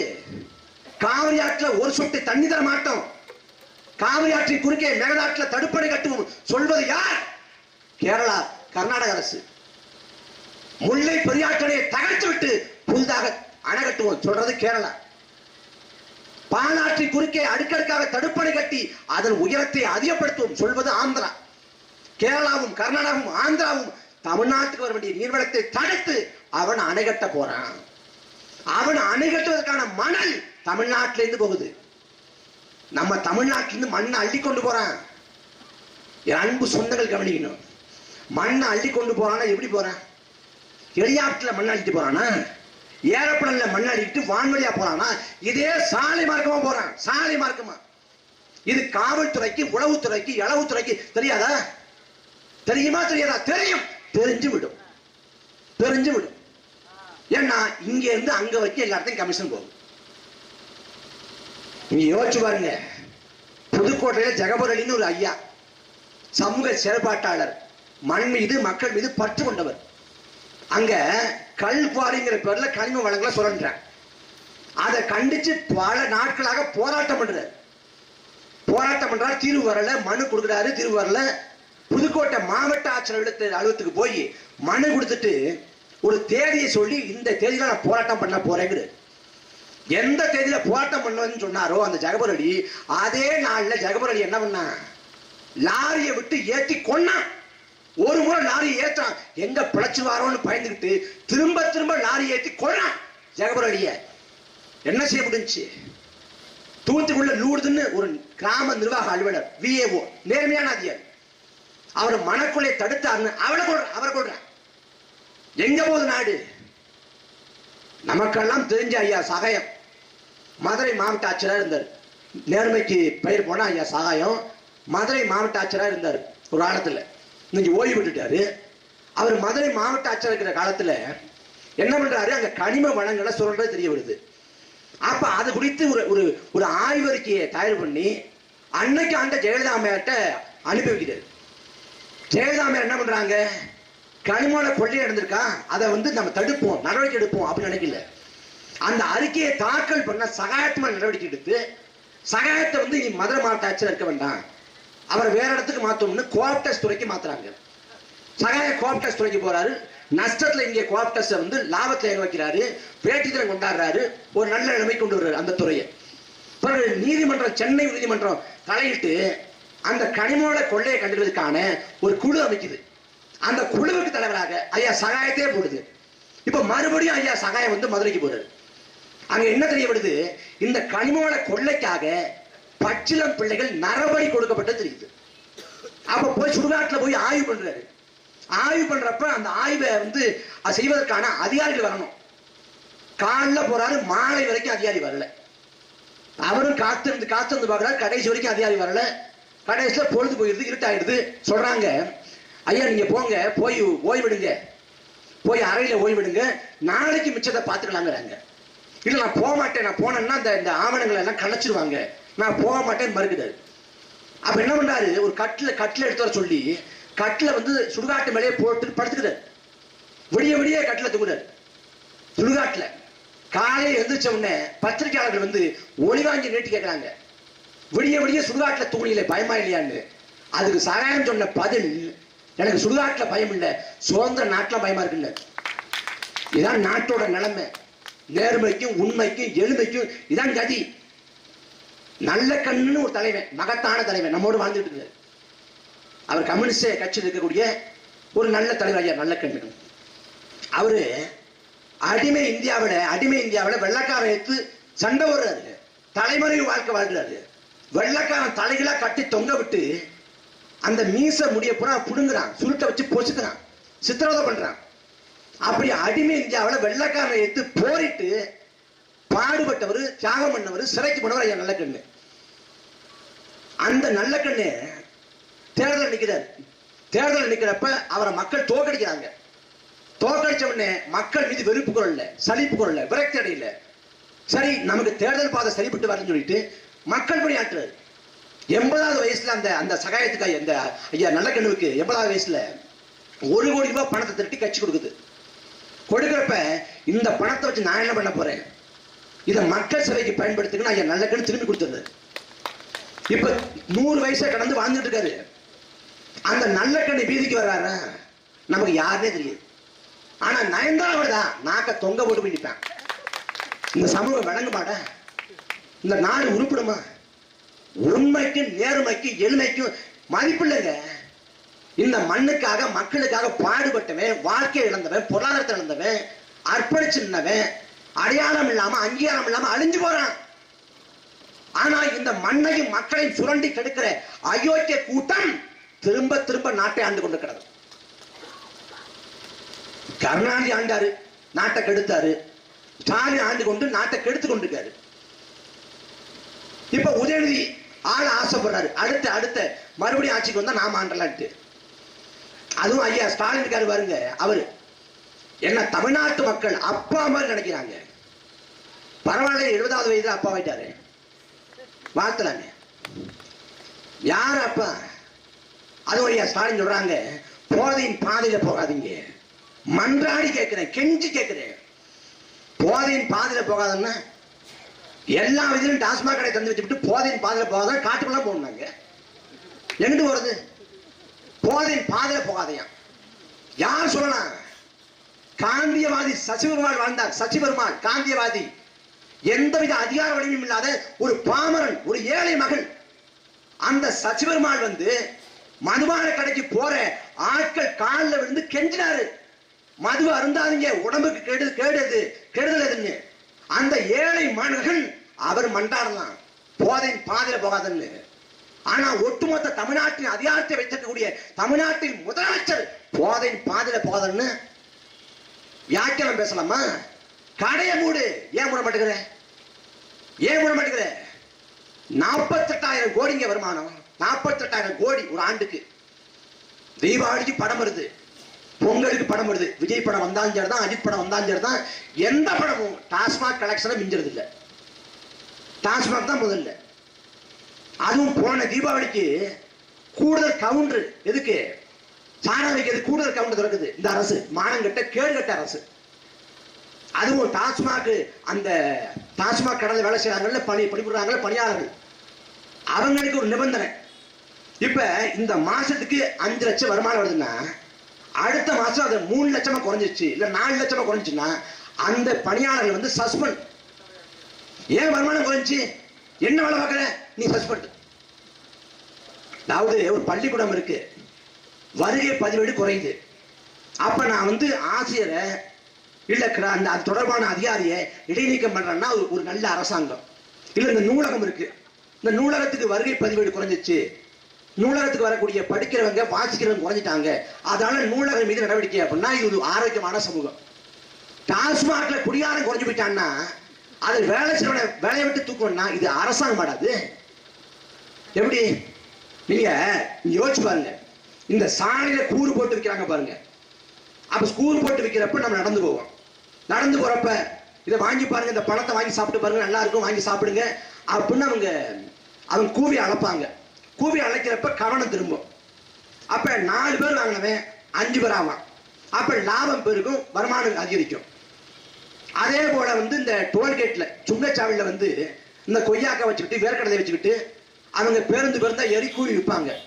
அப்ப கூவி விற்கிறப்ப கவனியில் ஏற்படும், 4 பேர் கூடுதலா வாங்குவாங்க, வாங்குறப்ப வருமானம் பெருகும். இப்ப மதுரையில போனீங்கன்னா மதுரையில பேருந்து நிலையத்துல வந்து உள்ள வந்து ஆள் நிற்பாங்க வாசல்லையே, அந்த உணவகத்து வாசல்லையே.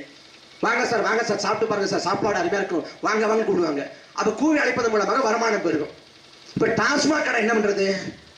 டாஸ்மாக் கடை வேலை பார்க்குற ஆளு வாங்க சார் வாங்கி ஒரு பெக்க போடுங்க சார், கிக்கு பயங்கரமா இருக்கு சார், அது வீரன்னு ஒரு ஆள் இருக்காங்க சார், பயங்கரமா இருப்பான் சார், வாங்க சார் கூப்பிடுறத என்னன்னா மானங்கட்ட கேடு கட்டுவாங்க. டாஸ்மாக் கடை அங்க இருக்கு, இதோ அந்த மூலையில் டாஸ்மாக் கடை இருக்குன்னா அங்க வந்து விற்கிறான், இந்த மொழியில காவல்துறை நிக்குது, அங்க கொடுக்கிறான் இங்க பிடிக்கிறான், அங்க கொடுக்கிற இடத்துல அங்கேயும் வருமானம், பிடிக்கிற இடத்துல அங்கேயும் வருமானம். என்ன நிர்வாகம்? இந்த கேடுகட்ட நிர்வாகத்தை எப்ப துளைக்கிறது? நாங்க அண்ணா வழியில ஆட்சி நடத்துறோம், அண்ணா வழியிலங்கிற நீ என்ன அண்ணா வழி ஆட்சி அடிச்சு கிழிச்ச? 1967 அண்ணா கொடுத்த வாக்குறுதி 1 படி அரிசி லட்சியம், 3 படி அரிசி நிச்சயம். 1 படி அரிசி நிச்சயம், 3 படி அரிசி லட்சியம். ஆனா 1 படி அரிசி கூட கொடுக்க முடியல, நிதி பற்றாக்குறை. அப்ப அண்ணா கிட்ட போய் அதிகாரிகள் சொல்றாங்க, ரொம்ப நிதி பற்றாக்குறை இருக்குது, நாம வேணா இந்த மதுபான கடை திறந்து விட்டோம்னா வருமானம் வரும், அதை வச்சு சரி கட்டிடலாம், வாக்குறுதியை நிறைவேற்றலாம்ங்கிறாங்க. அதுக்கு அறிஞர் அண்ணா சொல்றாரு, நான் வாக்குறுதியை நிறைவேற்றாம பொய்யன்னு பெருத்தாலும் பரவாயில்ல, நான் வந்து மதுபான கடையை திறக்க மாட்டேங்குது. மதுபான கடை நடத்தி வருமானம் ஈட்டி ஆட்சியை தொடர வேண்டும் என்ற நிலை வந்தால் நான் துண்ட உதறி தோல்ல போட்டுக்கிட்டு நடைய கட்டுவேன். அப்படிப்பட்ட ஆட்சியை தேவையில்லைங்கிறது. இந்தியா முழுமைக்கும் மது விலக்குக்காக பரப்புரை செய்ய தயார் முழக்கமிட்டவர் அறிஞர் அண்ணா. அந்த அண்ணா வழியில இந்த திமுக ஆட்சி நடத்துதா? அண்ணா வழியில அதே அண்ணாங்க 67 வந்து வென்றாரு, முதலமைச்சர். முதலமைச்சர் ஆன பிறகு பதவியேற்க போறாரு. பதவியேற்க போறப்ப வாகனத்துல கார்ல ஏற போறாரு. ஏற போறப்ப வீட்டு வாசல்ல ஏக்கத்தோட ஒரு மனைவி ராணி பாக்குறாங்க, தன் கணவர் தன்னையும் கூட்டு போவாரா அப்படின்ட்டு. அப்ப தொண்டர்கள் பார்த்து, அண்ணியும் கூட்டு போலாம்ல, நீங்க பதவியேற்கிறத பார்க்கணும், அவங்களுக்கும் ஆசை இருக்கும் இல்ல, அண்ணியும் கூட்டு போலாம்ல அப்படின்னு அண்ணா கிட்ட கேட்கிறாங்க. அண்ணா வந்து வேண்டாம் அப்படின்னு சொல்லிட்டு என்ன சொல்றாரு, கட்சிக்கும் குடும்பத்துக்கு இடையே இடைவெளி வேணுங்கிற. அதிகபட்சம் அவங்க அழைச்சிட்டு போயிருந்தா தன் கணவன் அன்னைக்கு முதலமைச்சர் ஆகிறத கண்குடியில பார்த்திருப்பாங்க. இந்த துர்கா ஸ்டாலின் பார்த்த மாதிரி அன்னைக்கு தொலைக்காட்சி இல்ல, யூடியூப் இல்ல பாக்குறதுக்கு. அப்ப அதுக்கு கூட வாய்ப்பு இல்லைன்னு மறுத்தாரு அறிஞர் அண்ணா. ஆனா திமுகவில் இன்னைக்கு ஒரு குடும்பம் உட்கார்ந்துக்கிட்டு கருணாநிதி, ஸ்டாலின், உதயநிதி, அடுத்து இன்பநிதினு ஒருத்தர் வர்றாரு. திமுக இருக்கவங்க கவனத்தை வச்சுக்கோங்க, இன்பநிதிக்கும் உழைக்க கடமைப்பட்டிருக்கீங்க. இன்பநிதிக்கு ஒரு பிள்ளை பிறந்தா அந்த பிள்ளைக்கு உழைக்கிறதுக்கு நீங்க கடமைப்பட்டிருக்கீங்க. மன்னராட்சி காலத்துல ராஜராஜ சோழன், ராஜேந்திர சோழன் கூட தமிழ்நாட்டை இவ்வளவு நாள் ஆளல. ஆனா கருணாநிதி குடும்பம் படுத்துற பாடு எவ்வளவு கேவலம் பாருங்க. உதயநிதி வந்து தமிழ்நாட்டோட முதலமைச்சர் வந்து சிறப்பாயிடுங்கிற. உதயநிதிக்கு என்ன தெரியுங்க? நம்ம வறுமை தெரியுமா, ஏழ்மை தெரியுமா, பசி பஞ்சம் என்ன தெரியுமா? என்றைக்காவது உன் அப்பன் வறுமையோட ஏழ்மையோட நல்ல உடை உடுத்தாம அழுக்கு வேட்டியோட கிழிஞ்ச சட்டையோட நிக்கிறத நீ பார்த்திருக்கியா? உனது கல்வி கடனுக்காக வங்கி வாசல்ல உன் அப்பன் கூனி குறுகி அவமானப்பட்டு நிக்கிறத என்றைக்காவது கண்டு உணர்ந்திருக்கியா? உன் தாய் நல்ல உடை உடுத்தாது வறுமையோடு போராடுவதை என்றைக்காவது பார்த்திருக்கியா? வீடு வீடா போய் உன் அப்பன் வந்து கடன் வாங்கி அவமானப்பட்டு நிக்கிறத பார்த்திருக்கியா? அரசு பேருந்துல போயிருக்கியா?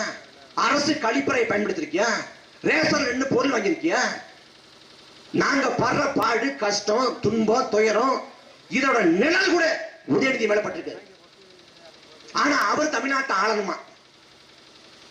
தமிழ்நாடு என்ன அப்பம் சொத்தாடா எழுதி கொடுத்திருக்க? எதுக்கு திமுக மீண்டும் ஒரு முறை தமிழ்நாட்டை ஆளும் சொல்லு, ஒரு காரணம் சொல்லுங்களேன். தமிழ்நாட்டை திமுக ஒரு முறை இல்ல 5 முறை 6 முறை ஆண்டுச்சு. திமுக நேற்று தொடங்கப்பட்ட இயக்கம் இல்லைங்க, 1949 ஆண்டு தொடங்கப்பட்ட இயக்கம். 1949 இந்த நாடு விடுதலை பெற்று 2 ஆண்டு கழித்து தொடங்கப்பட்ட இயக்கம் திமுக. இன்னைக்கு என்ன நடக்குது? 2025 75 ஆண்டு ஆயிடுச்சு. இந்தியாவில் ஒரு மாநில கட்சி முதல் முறையாக ஆட்சியை கைப்பற்றியது என்றால் அது திமுக. 67. அதே போல இந்தியாவில் ஒரு மாநில கட்சி மத்திய அமைச்சரவையில் அதிகப்படியான ஆண்டுகள் அங்க வச்சதுன்னா அதுவும் திமுக தான். 18 ஆண்டு மத்திய அமைச்சரவையில் 18 ஆண்டு அங்க வச்சது இதே திமுக. விபி சிங், வாஜ்பாய், தேவகவுடா, ஐக்கிய குஜரால், மன்மோகன் சிங் அப்படின்னு பல பிரதமருக்கு மத்திய அமைச்சரவையில் திமுக இருந்துச்சு. 99 தொடங்கி 2013 வரை தொடர்ச்சியாக 14 ஆண்டு மத்திய அமைச்சர்கள் இடம். அதுல 2004 இருந்து 2009 காலகட்டத்தில் மன்மோகன் சிங் ஆட்சி காலத்தில் பெரும்பான்மை இல்லாத காங்கிரஸை தாங்கி பிடித்ததே இங்க ஆண்ட திமுக தான். அன்னை காலகட்டத்தில் காவிரி உரிமையை பெற்றுக்கொடு, அந்த உரிமையை நிலைநாட்டி இருப்பான். முல்லை பெரியாற்று அணையோட நீர்மட்டத்தை உயர்த்தி கொடுத்திருப்பான்.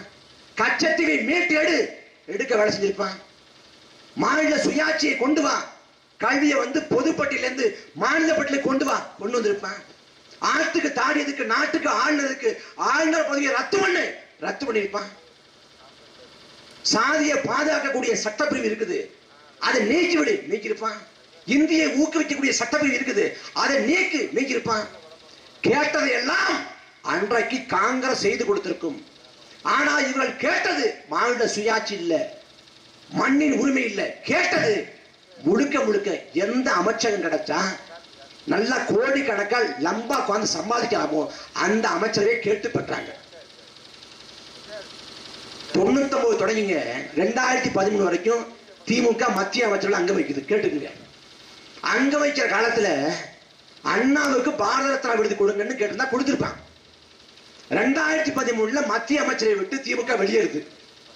2014 பாஜக ஆட்சிக்கு வருது. பாஜக ஆட்சிக்கு வந்தவுடனே அண்ணாவுக்கு பாரத ரத்னா விருது கொடுங்க கருணாநிதி. ஏன் அப்ப கேட்டா கொடுத்துருப்பா முடிஞ்சிருக்கும். இப்ப கேட்டா கொடுக்க மாட்டான். அதை வச்சு அரசியல் பண்ணலாம். இப்ப தமிழ்நாட்டில் ஒரு பல்லை வச்சிருக்காங்க பாருங்க. அதாவது பாஜக உள்ள வந்துடும், பாஜக பூந்துரும், பாஜக இந்த பக்கம் வந்துடும், பாஜக எதுக்கணும்னா திமுக ஓட்டு போடுங்க. பாஜக தமிழ்நாட்டில் எங்கடா இருக்கு? முதல்ல எங்க இருக்கு பாஜக? 2021 அதிமுக கூட்டணியில பாஜக அங்க வைக்குது. 2021 அங்க வைக்கிறப்ப அதிமுக கூட்டணியில பாஜக அங்க வைக்கிறப்ப பாஜகவை சேர்ந்த சட்டமன்ற வேட்பாளர்கள்லாம் வாக்கெட்டு போறப்ப மோடி படத்தை அமித்ஷா படத்தை போடாம எம்ஜிஆர் படத்தை ஜெயலலிதா படத்தை எடுத்து போட்டு போனாங்க. ஏன்னா மோடி படத்தை அமித்ஷா படத்தை போட்டு போனா விழுற ஓட்டும் விழாம போயிடும். யாரு? பாஜகவை சேர்ந்த சட்டமன்ற வேட்பாளர்களே மோடி அமித்ஷா புறக்கணிச்சாங்க. இதான் தமிழ்நாடு. அதுவும் 2 வாரத்துக்கு முன்னாடி 2-3 வாரம் நினைக்கிறேன், பாஜகவோட மாநில தலைவர் ஐயா நயினா நாகேந்திரன் அவர்கிட்ட பாஜக நிர்வாகி கேட்கிறாரு, சொல்றாரு, மனம் விட்டு பேசுறாரு, ஐயா நாங்க ஓட்டு கட்டு போறோம், ஓட்டு கட்டு போறப்ப மக்கள் சொல்றாங்க உங்களுக்கு சோறு கூட போடுறோம், ஓட்டு மட்டும் போட மாட்டோங்கிறாங்க, நாங்க என்ன பண்றோம் தெரியல. பாஜக ஓட்டு கட்டு போறப்ப வாங்க வீட்டுக்கு வந்து சாப்பிட்டுட்டு போங்க, ஓட்டு மட்டும் கேட்காங்க போயிட்டு வாங்குறாங்களா. இந்த பாஜக தமிழ்நாட்டில் பூந்துன்னு காட்டி தமிழ்நாட்டில் எல்லா அயோக்கியத்தங்களையும் திமுக பண்ணிட்டு இருக்கு. ஒழிக்கணும், எல்லாத்தையும் மாத்தணும். அதுக்கு ஒரே வாய்ப்பு வாக்கு. உங்கள் வாக்கை மாற்றாத வரை இந்த வாழ்வு விடியாது, எந்த நாளும் பயக்காது. நீங்க நினைச்சு பாருங்களேன், 34 வயசுல நான் எங்க நின்று கத்திட்டு இருக்கணும்?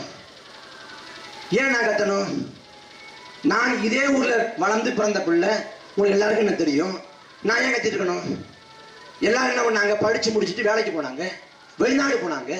நானும் படிச்சு முடிச்சேன், வேலைக்கு போய்க்கலாம்ல, வெளிநாடு போய்க்கலாம். ஏன் போகல? நான் புதுக்கோட்டைக்கு பாலிடெக்னிக் படிக்க போறேன், படிக்கதான் போனேன். 2009 படிக்க போறப்ப அந்த சமயத்துல ஈழ படுகொலை, ஈழத்துல கொத்தா மக்கள் கொண்டடிக்க போற செய்தி தெரிய வருது. அப்ப எனக்கு ஒன்னும் புரியல. காலப்போக்கில் லட்சக்கணக்கான மக்களை கொண்டுட்டான்னு தெரிய வருது. லட்சக்கணக்கான மக்களை கொள்றப்ப ஒரு தமிழ்னா ஒன்னும் பண்ணலையேங்கிற குற்ற உணர்ச்சி போட்டு அரிக்குது. அப்ப என்ன பண்ணலாம் அப்படின்னு யோசிக்கிறப்ப அண்ணன் பிடி கொண்டு எடுத்துருச்சு, அண்ணன் சீமான் பிடி. நான் பேச்சாளர் இல்ல, சத்தியமா நான் பேச்சாளர் கிடையாது. இதே அரசு பள்ளிக்கூடத்தில் நான் படிச்சேன், பேச்சு போட்டி நடக்கும், ஒரு நாள் நான் பங்கேற்றது கிடையாது. மேடை ஏறி நாற்காலி கூட நடத்தி போட்டது கிடையாது. நான் யார்கிட்டையும் பேச கிடையாது, சொந்தக்காரன்கிட்ட பேச கிடையாது, யார்கிட்டையும் பேச கிடையாது. நான் பேசவே மாட்டேன். நான் வந்து வகுப்புல இருக்கడం தெரியாது. நான் அவ்வளவு அமைதியான பையன். நான் வந்து மேடையில் பேசுற அளவுக்கு எது மாத்துது? இனம் அழிக்கப்பட்டு சேர்க்கிற பெரும் கோபம். அது 2009ஆம் ஆண்டு 2009ஆம் ஆண்டுங்கிற ஆண்டு லட்சக்கணக்கான இளைஞர்களின் வாழ்க்கையை புரட்டி போட்டுச்சு. ஆளோட குணாதிசயத்தை மாத்திருச்சு. இனமே செத்து போச்சா என்னடான்னு ஒரு கோபத்துல வெடிச்சு துடிச்சுதான் வந்து நிக்கிறோம். நீங்க நான் வேற ஆடு அங்க உள்ள ஆடுனா கூட யோசிக்கலாம். நான் இந்த ஊர்ல பிறந்த பிள்ளை. நான் இந்த ஊருக்கு நான் பெருசா ஒண்ணும் பண்ணல. ஆனா ஒன்னே ஒண்ணு பண்ணிருக்கேன். என்ன பண்ணிருக்கேன்னா, பட்டுக்கோட்டையை தாண்டா நீங்க எந்த ஊர் கேட்டா முத்துப்பேட்டை அப்படின்னு சொல்லுவோம். நம்ம இல்ல தஞ்சாவூர் போனோம்னா பட்டுக்கோட்டை. ஆனா இனிமே தமிழ்நாட்டுல எங்க போலாம் எந்த ஊர் கேட்டா இடும்பாவனு சொல்லலாம். என் பேருக்கு மூடி நான் ஊரை தான் வச்சிருக்கேன். கார்த்தின்னா யாரும் கேட்டுருவான், இடுமானம்னா தான் என்ன கேட்பேன். நான் சொல்றேன், இந்த ஊர்ல பிறந்த மகனாக சத்தியமா சொல்றேன், ஒரு நல்லது வரும்னா மாத்தி வாக்க செலுத்துங்க. நாங்க வேணாலும் பேச கேட்டிருப்பீங்கல்ல, ஏதாவது அநியாயமா அக்கிரமமா பேசணுமா? அதே போல நம்ம பாட்டன் ஆதி பாட்டன் சிவன் அவரே தமிழ் வளர்த்திருக்காரு. முதல் சங்கத்தோட தலைவர் அவரு. அவருக்கு தமிழ்ல வழிபாடு செஞ்சாதான், தமிழ்ல குடமுழுக்கு பண்ணாதான், அந்த கோபுரத்துல தண்ணி ஊத்துறப்ப தமிழ்ல அந்த வழிபாடு செஞ்சாதான் அவர் மனம் குளிர்வாரு. அதை செய்யுங்கன்னு நான் கோரிக்கை வைக்கிறோம், மன்றாடுறோம். நான் கண்டிக்க கூட இல்லை, மன்றாடுறோம், கெஞ்சிரோம், தயவு செஞ்சு பண்ணுங்க அப்படின்னு. எங்கள் கோரிக்கையில நியாயம் இருக்கு, அதை உணர்ந்து நில்லுங்க. நான் வந்து வேதாரண்யம் சட்டமன்ற தொகுதியில் வேட்பாளராக போட்டிடுறேன். நான் திரும்ப இந்த ஊர்ல திரும்ப வந்து தேர்தல் நெருக்கத்தில் பேச முடியுமான்னு தெரியல. பேச முடியாம அப்ப கூட போயிடலாம் அந்த நேர நெருக்கடியில். நான் அப்ப பேச முடியாம போனா இப்ப பேசவே மனசுல வச்சுக்கோங்க.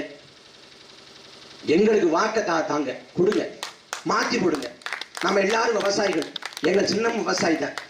மண்டினி ஞானத்து வாழ்வோருக்கெல்லாம் ஒண்டி கொடுத்தவன் உயிர் கொடுத்தவன் போலன்னு இலக்கியங்கள் பாடுது. உணவை படைக்கிற விவசாயி உயிரை படைக்கிற இறைவனுக்கு ஒப்பானவன்.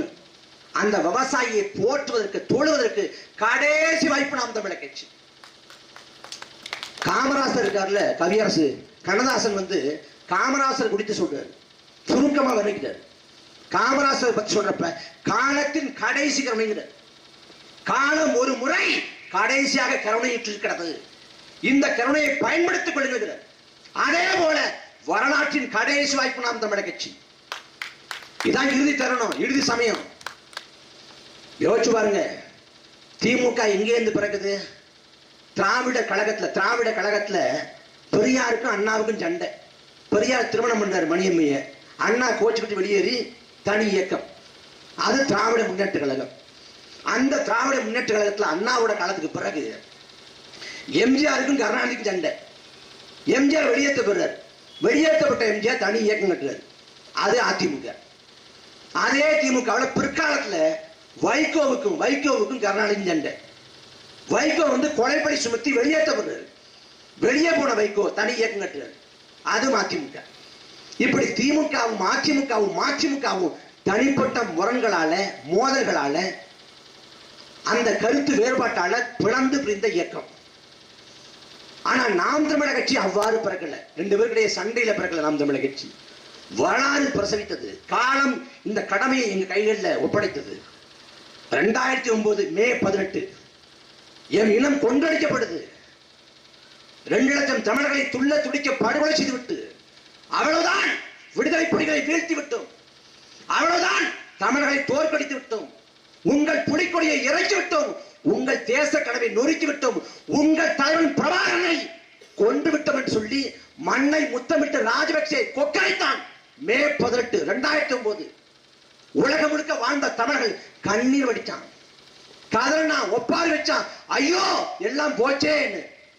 வீட்டை விட்டு வெளியேற முடியாது, முடங்கி கிடந்தான். வாழ்வதா தற்கொலை செய்து கொண்டு சாவதா என்று மனம் புடுங்கினான். எந்த மே 18 என் இனம் வீழ்த்தப்பட்டதோ அதே மே 18 குறிவைத்து 2010ஆம் ஆண்டு உலகம் முழுக்க வாழக்கூடிய தமிழர்களை திரட்டி நாம் தமிழங்கிற இயக்கத்தை கட்டணும். 15 ஆண்டுகள பயணம், 1 ஆண்டு 2 ஆண்டு 15 ஆண்டு. நாம் தமிழர் கட்சி சேர்றப்ப எனக்கு 19 வயசு, நீ 34 வயசுல இருக்கிறேன். அன்னைக்கு மீசை கூட ஒழுங்கா முளைக்கல. 15 ஆண்டுகள பயணம். காவிரி சிக்கல், முல்லை பெரியாறு, பாலாறு, கச்சத்தீவு, மீத்தேன், கைட்டோகரமணி, 8 வழிச்சாலை, உயிர்மழுத்த கோபுரம், ஸ்டெர்லைட்டு, அணுவுல, அணுக்கழி மையம், எல்லா பிரச்சனைக்குமா போராடி இருக்கோம். தானே புயல், ஒக்கி புயல், நிவர் புயல், கஜா புயல், எல்லா சென்னை பெருவெள்ளம் உட்பட எல்லா மக்கள் கஷ்டப்பட்ட காலத்துல நான் களத்துல இருக்கோம்.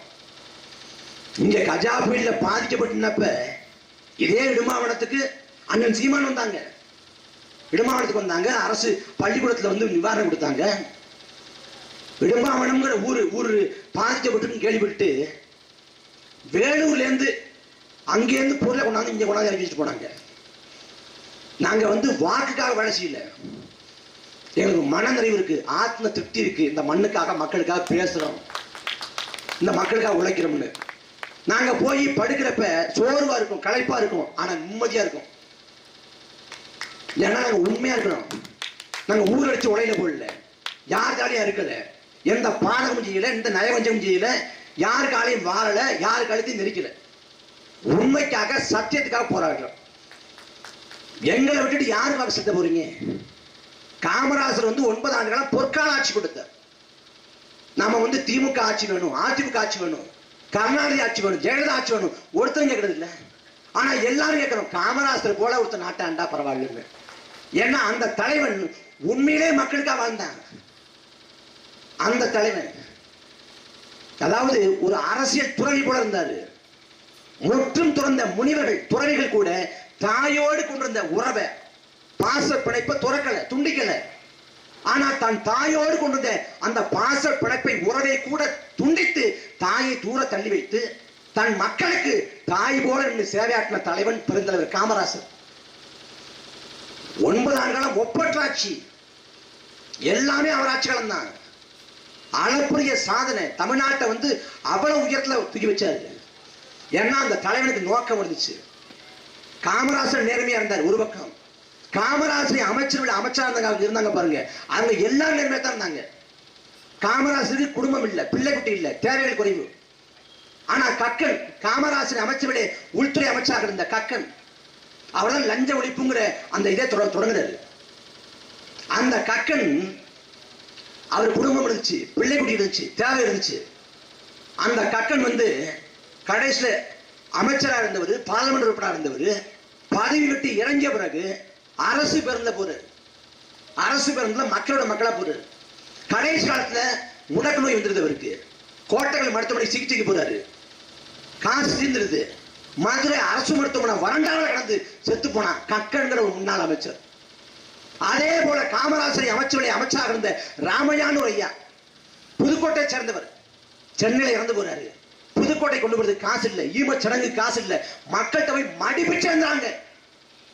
அதே போல காமராஜரை அமைச்சருடைய அமைச்சராக இருந்த லூர்தம்மான்னு ஒரு கன்னியாகுமரியை சேர்ந்த ஒரு அம்மா, அவங்க அநாத ஆசிரமத்துல அனாதை போல இறந்து போனாங்க. உண்மையின் நேர்மையுமா வாழ்ந்தாங்க, வரலாறாக மாறி போனாங்க. என்னதுன்னா, காமராசர் இறந்தார், அவர் உடலை நெருப்பெடுத்துக் கொண்டது, அவர் காரை கட்சி எடுத்துக் கொண்டது, வீட்டை உரிமையாளர் எடுத்துக்கொண்டார். ஆனால் காமராசர் பெயரை வரலாறு எடுத்துக்கொண்டதுன்னு வரலாற்று நிலைக்க அளவுக்கு ஒரு பொற்கால ஆட்சி கொடுத்தாரு அந்த தலைவன் காமராசர். இன்னைக்கு அப்படி இருக்கா? காமராசர், ஜீவானந்தம், சிங்காரவேலர், நாம் கற்பனை செய்ய முடியாத அளவுக்கு அரும்பெரும் தலைவர்கள். என்ன ஜீவானந்தத்தோட பிறந்தநாள் இன்னைக்கு இதே நாள். ஜீவா வந்து குடிசையில பிறந்து குடிசையில இறந்து போறாரு. கடைசி வரை செல்வத்தின் வாசனைப்படாது, செல்வத்தோட வாசனைப்படாம குடிசையில பிறந்து குடிசையில இறந்து போறாரு. காமராசர் வந்து ஒரு பள்ளிக்கூடம் திறந்து வைக்க போறாரு. அருகாமையில வந்து ஜீவாவோட வீடு இருக்குன்னு கேள்விப்பட்டு ஜீவா கூப்பிடுறாரு. வா ஜீவா, நீ வா, நான் பள்ளிக்கூடம் திறந்து வைக்க போறேன், வா நீ வந்து என்னோட கூட நில்லுங்கிறாரு. நீ போ வர்றேன் அப்படின்னு ஜீவா மறுத்துறாரு. என்னன்னு விசாரிக்கிறப்ப அப்பதான் தெரியுது, ஜீவா கிட்ட ஒரே ஒரு வெட்டி தான் இருந்துச்சான். அதை துவைச்சு காய போட்டு அது காஞ்ச பிறகு எடுத்து கட்டிட்டு வரணும்னு. கற்பனை செய்ய முடியுதா நம்மளால? இப்படி எல்லாம் நேர்மையா வாழ முடியுமான்னு? அப்படி வாழ்ந்த தலைவர்கள் எல்லாம். ஆனா இந்த நிலத்துல இன்னைக்கு என்ன நிலைமை? செந்தில் பாலாஜின்னு ஒருத்தர் அதிமுக ஆட்சி காலத்துல ஊழல் பண்ணிட்டு திமுக வந்துட்டாரு. என்னன்னா அதிமுக ஆட்சி காலத்துல ஊழல் நடந்துச்சுன்னு அதிமுக சொல்றேன். அதிமுக ஆட்சி காலத்துல செந்தில் பாலாஜி ஊழலே பண்ணலன்னு திமுக சொல்றேன். எவ்வளவு வியப்பு! 2016ஆம் ஆண்டு சட்டமன்ற பொதுத் தேர்தலின் போது அரவக்குறிச்சிலையும் தஞ்சாவூர்லையும் தேர்தல் தள்ளி வைக்கப்படுது. என்ன காரணம் சொல்றாங்க? வாக்குக்கு அதிகமாக காசு கொடுத்து விட்டார்கள். அப்ப கொஞ்சமா தரலாம், அதிகமாக கொடுத்து விட்டார்கள். அப்படி தஞ்சாவூர்லையும் அரவக்குறிச்சிலையும் குற்றஞ்சாட்டப்ப அரவக்குறிச்சியில வாக்குக்கு அதிகமாக காசு கொடுத்தது யார்? இதே செந்தில் பாலாஜி. 2016 பண மதிப்பிழப்பு, பணம் செல்லாதுன்னு ஐயா மோடி இருக்கு. அறிவிக்கப்பட்ட பிறகான நாட்கள்ல அங்க கரூர்ல அன்புநாதன் ஒருத்தர் வீட்டுல கட்டுக்கட்டா பணம் எடுக்கப்படுது. கடைசியா பார்த்தா அன்புநாதன் பினாமிங்கிறாங்க. யாருக்கு பினாமி? இதே செந்தில் பாலாஜி பினாமி. இன்னைக்கு எல்லாத்தையும் மறந்தாச்சு, கடந்தாச்சு. கூவத்தூர் நடந்த கலைபுரம், தர்மயுத்தம்ங்கிற நாடகம், தூத்துக்குடி துப்பாக்கி சூடு, அதெல்லாம் மறந்து கிடந்தாச்சு. எடப்பாடி பழனிசாமி சிரிச்ச முகமா இருக்காரு. குழந்தை முகத்துல கொலகாரனை பார்த்திருக்கியா? அதான் எடப்பாடி பழனிசாமி. 2018ஆம் ஆண்டு ஸ்டெர்லைட் ஆலையை மூட சொல்லி மக்கள் போராடுறாங்க. ஸ்டெர்லைட் ஆலை பல ஆண்டா இருக்குது. மக்கள் தொடர்ச்சியா போராடுறாங்க. ஆலயம் மூடுங்க, ஆலயம் மூடுங்க போராடுறாங்க. கடைசியில் ஆலை விரிவாக்கம் நடக்குது. ஆலை விரிவாக்கம் கூடாது என்று எல்லா தரப்பு மக்களும் சாதி கடந்து மதம் கடந்து அரசியல் மாற்றங்களை தொடர்ந்துட்டு எல்லா தரப்பு மக்களும் தூத்துக்குடியில போராடுறாங்க. 99 நாட்கள் தொடர்ச்சியான போராட்டம். அரசு கண்டுகொள்ளல, செவிசாய்க்கல, அதிகாரிகள் வந்து பார்க்கல, அமைச்சர் பெருமக்கள் வந்து பார்க்கல. பிறகு 100ஆவது நாள் மாவட்ட ஆட்சியர் அலுவலகத்தை நோக்கி ஒரு கவன ஈர்ப்பு பேரணி. அந்த கவன ஈர்ப்பு பேரணியில் யார் இருக்கா?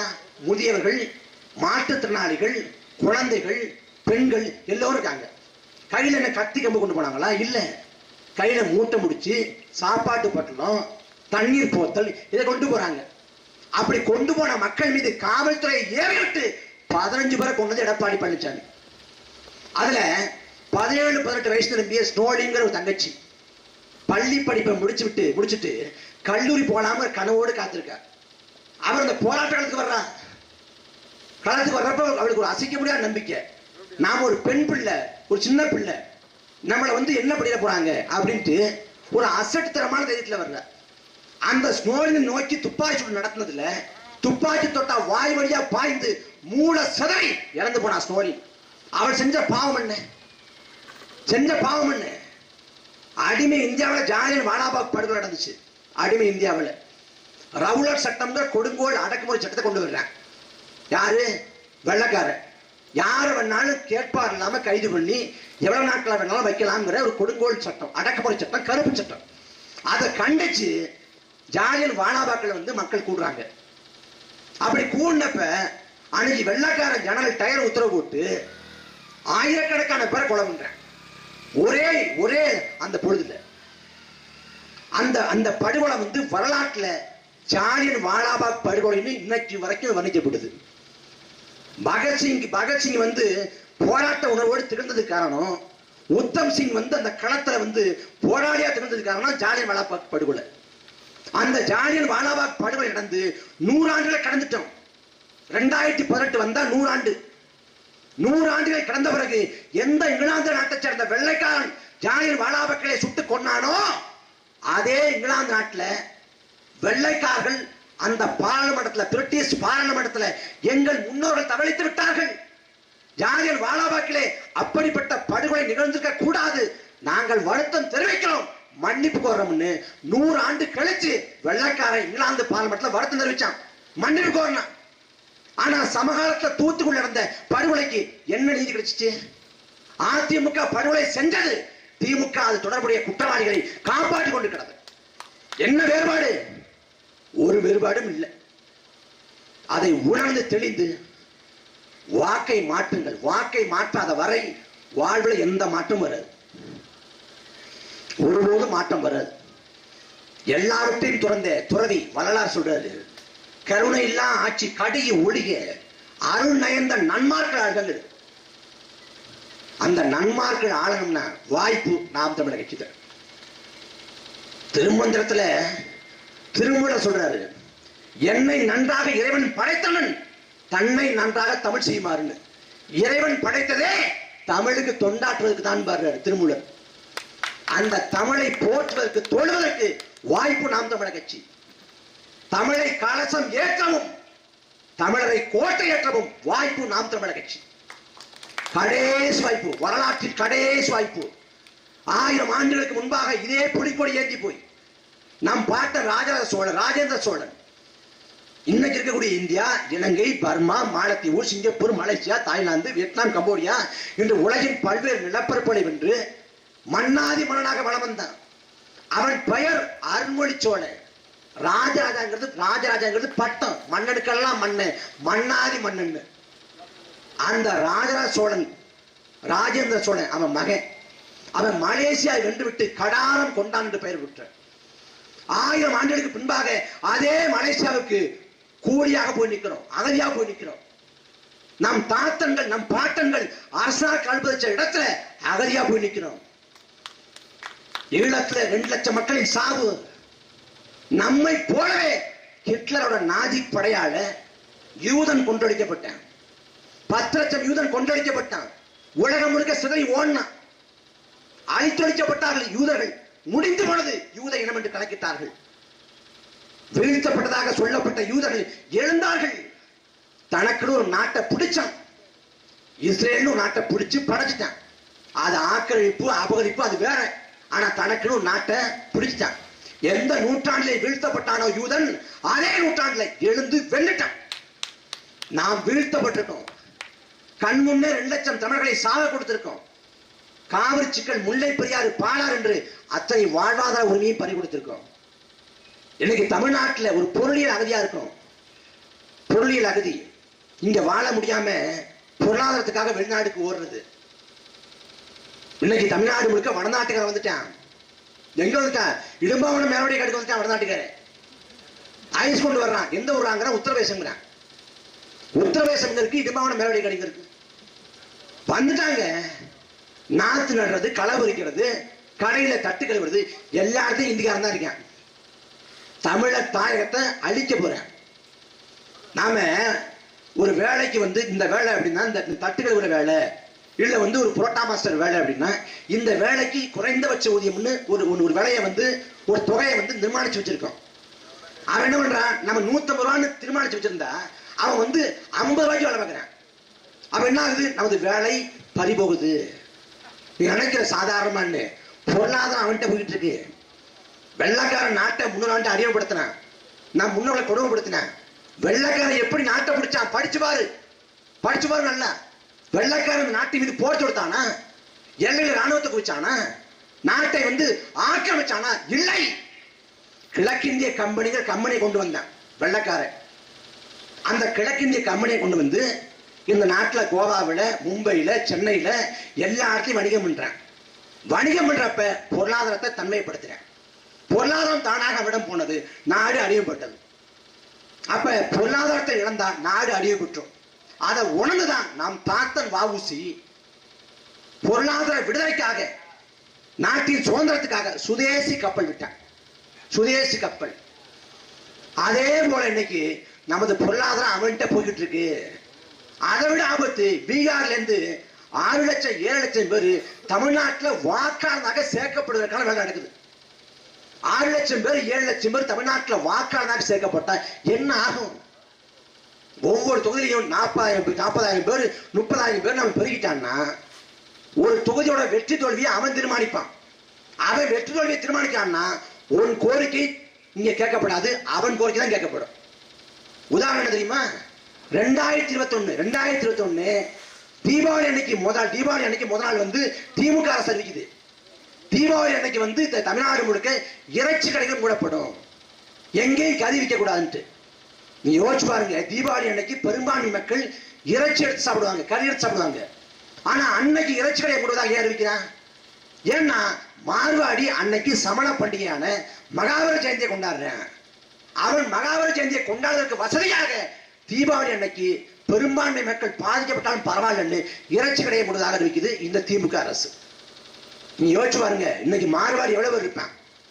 அவன் ஆட்சி அதிகாரத்துல அவன் ஆதிக்கம் பண்ற நிலைமை இன்னைக்கே இருக்குன்னா, ஒவ்வொரு தொகுதியும் அவன் 20,000 பேர் 30,000 பேர் ஏறி போனான்னா தமிழ்நாட்டின் அரசியல் திசைவழி போக்கு மாறி போகும்.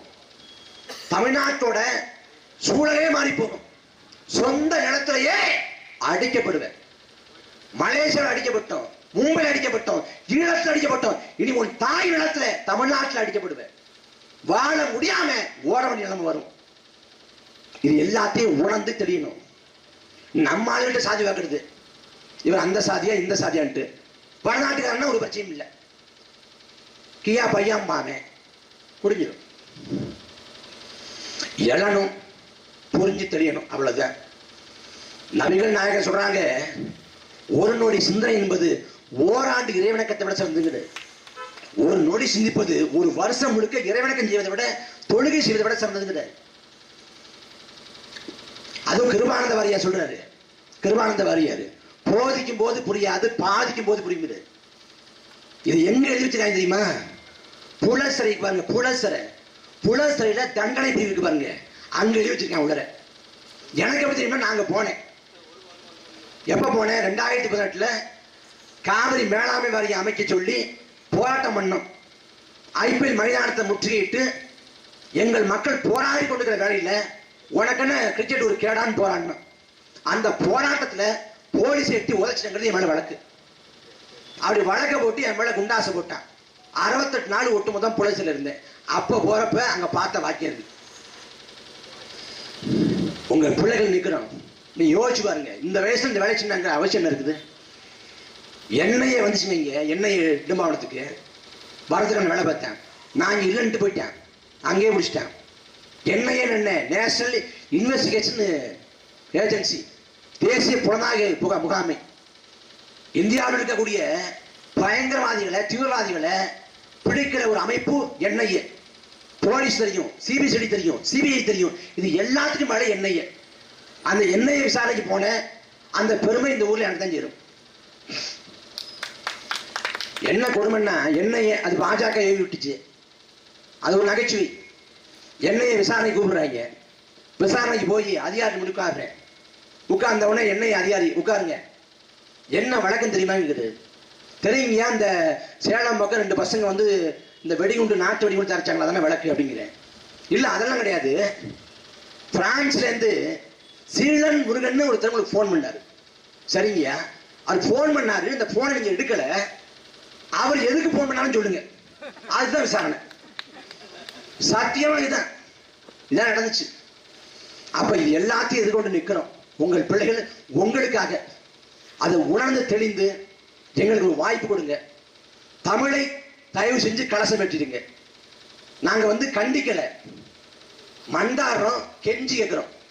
உங்கள் பிள்ளைகள் நாங்களும் சிவனை போற்றி தொழுவதற்கு தயவு செஞ்சு இந்த கோயிலோட கலசத்துல கலசை ஊத்துறப்ப தமிழ்ல வழிபாடு செய்யுங்க, தமிழ்ல குடமுழுக்கு பண்ணுங்க.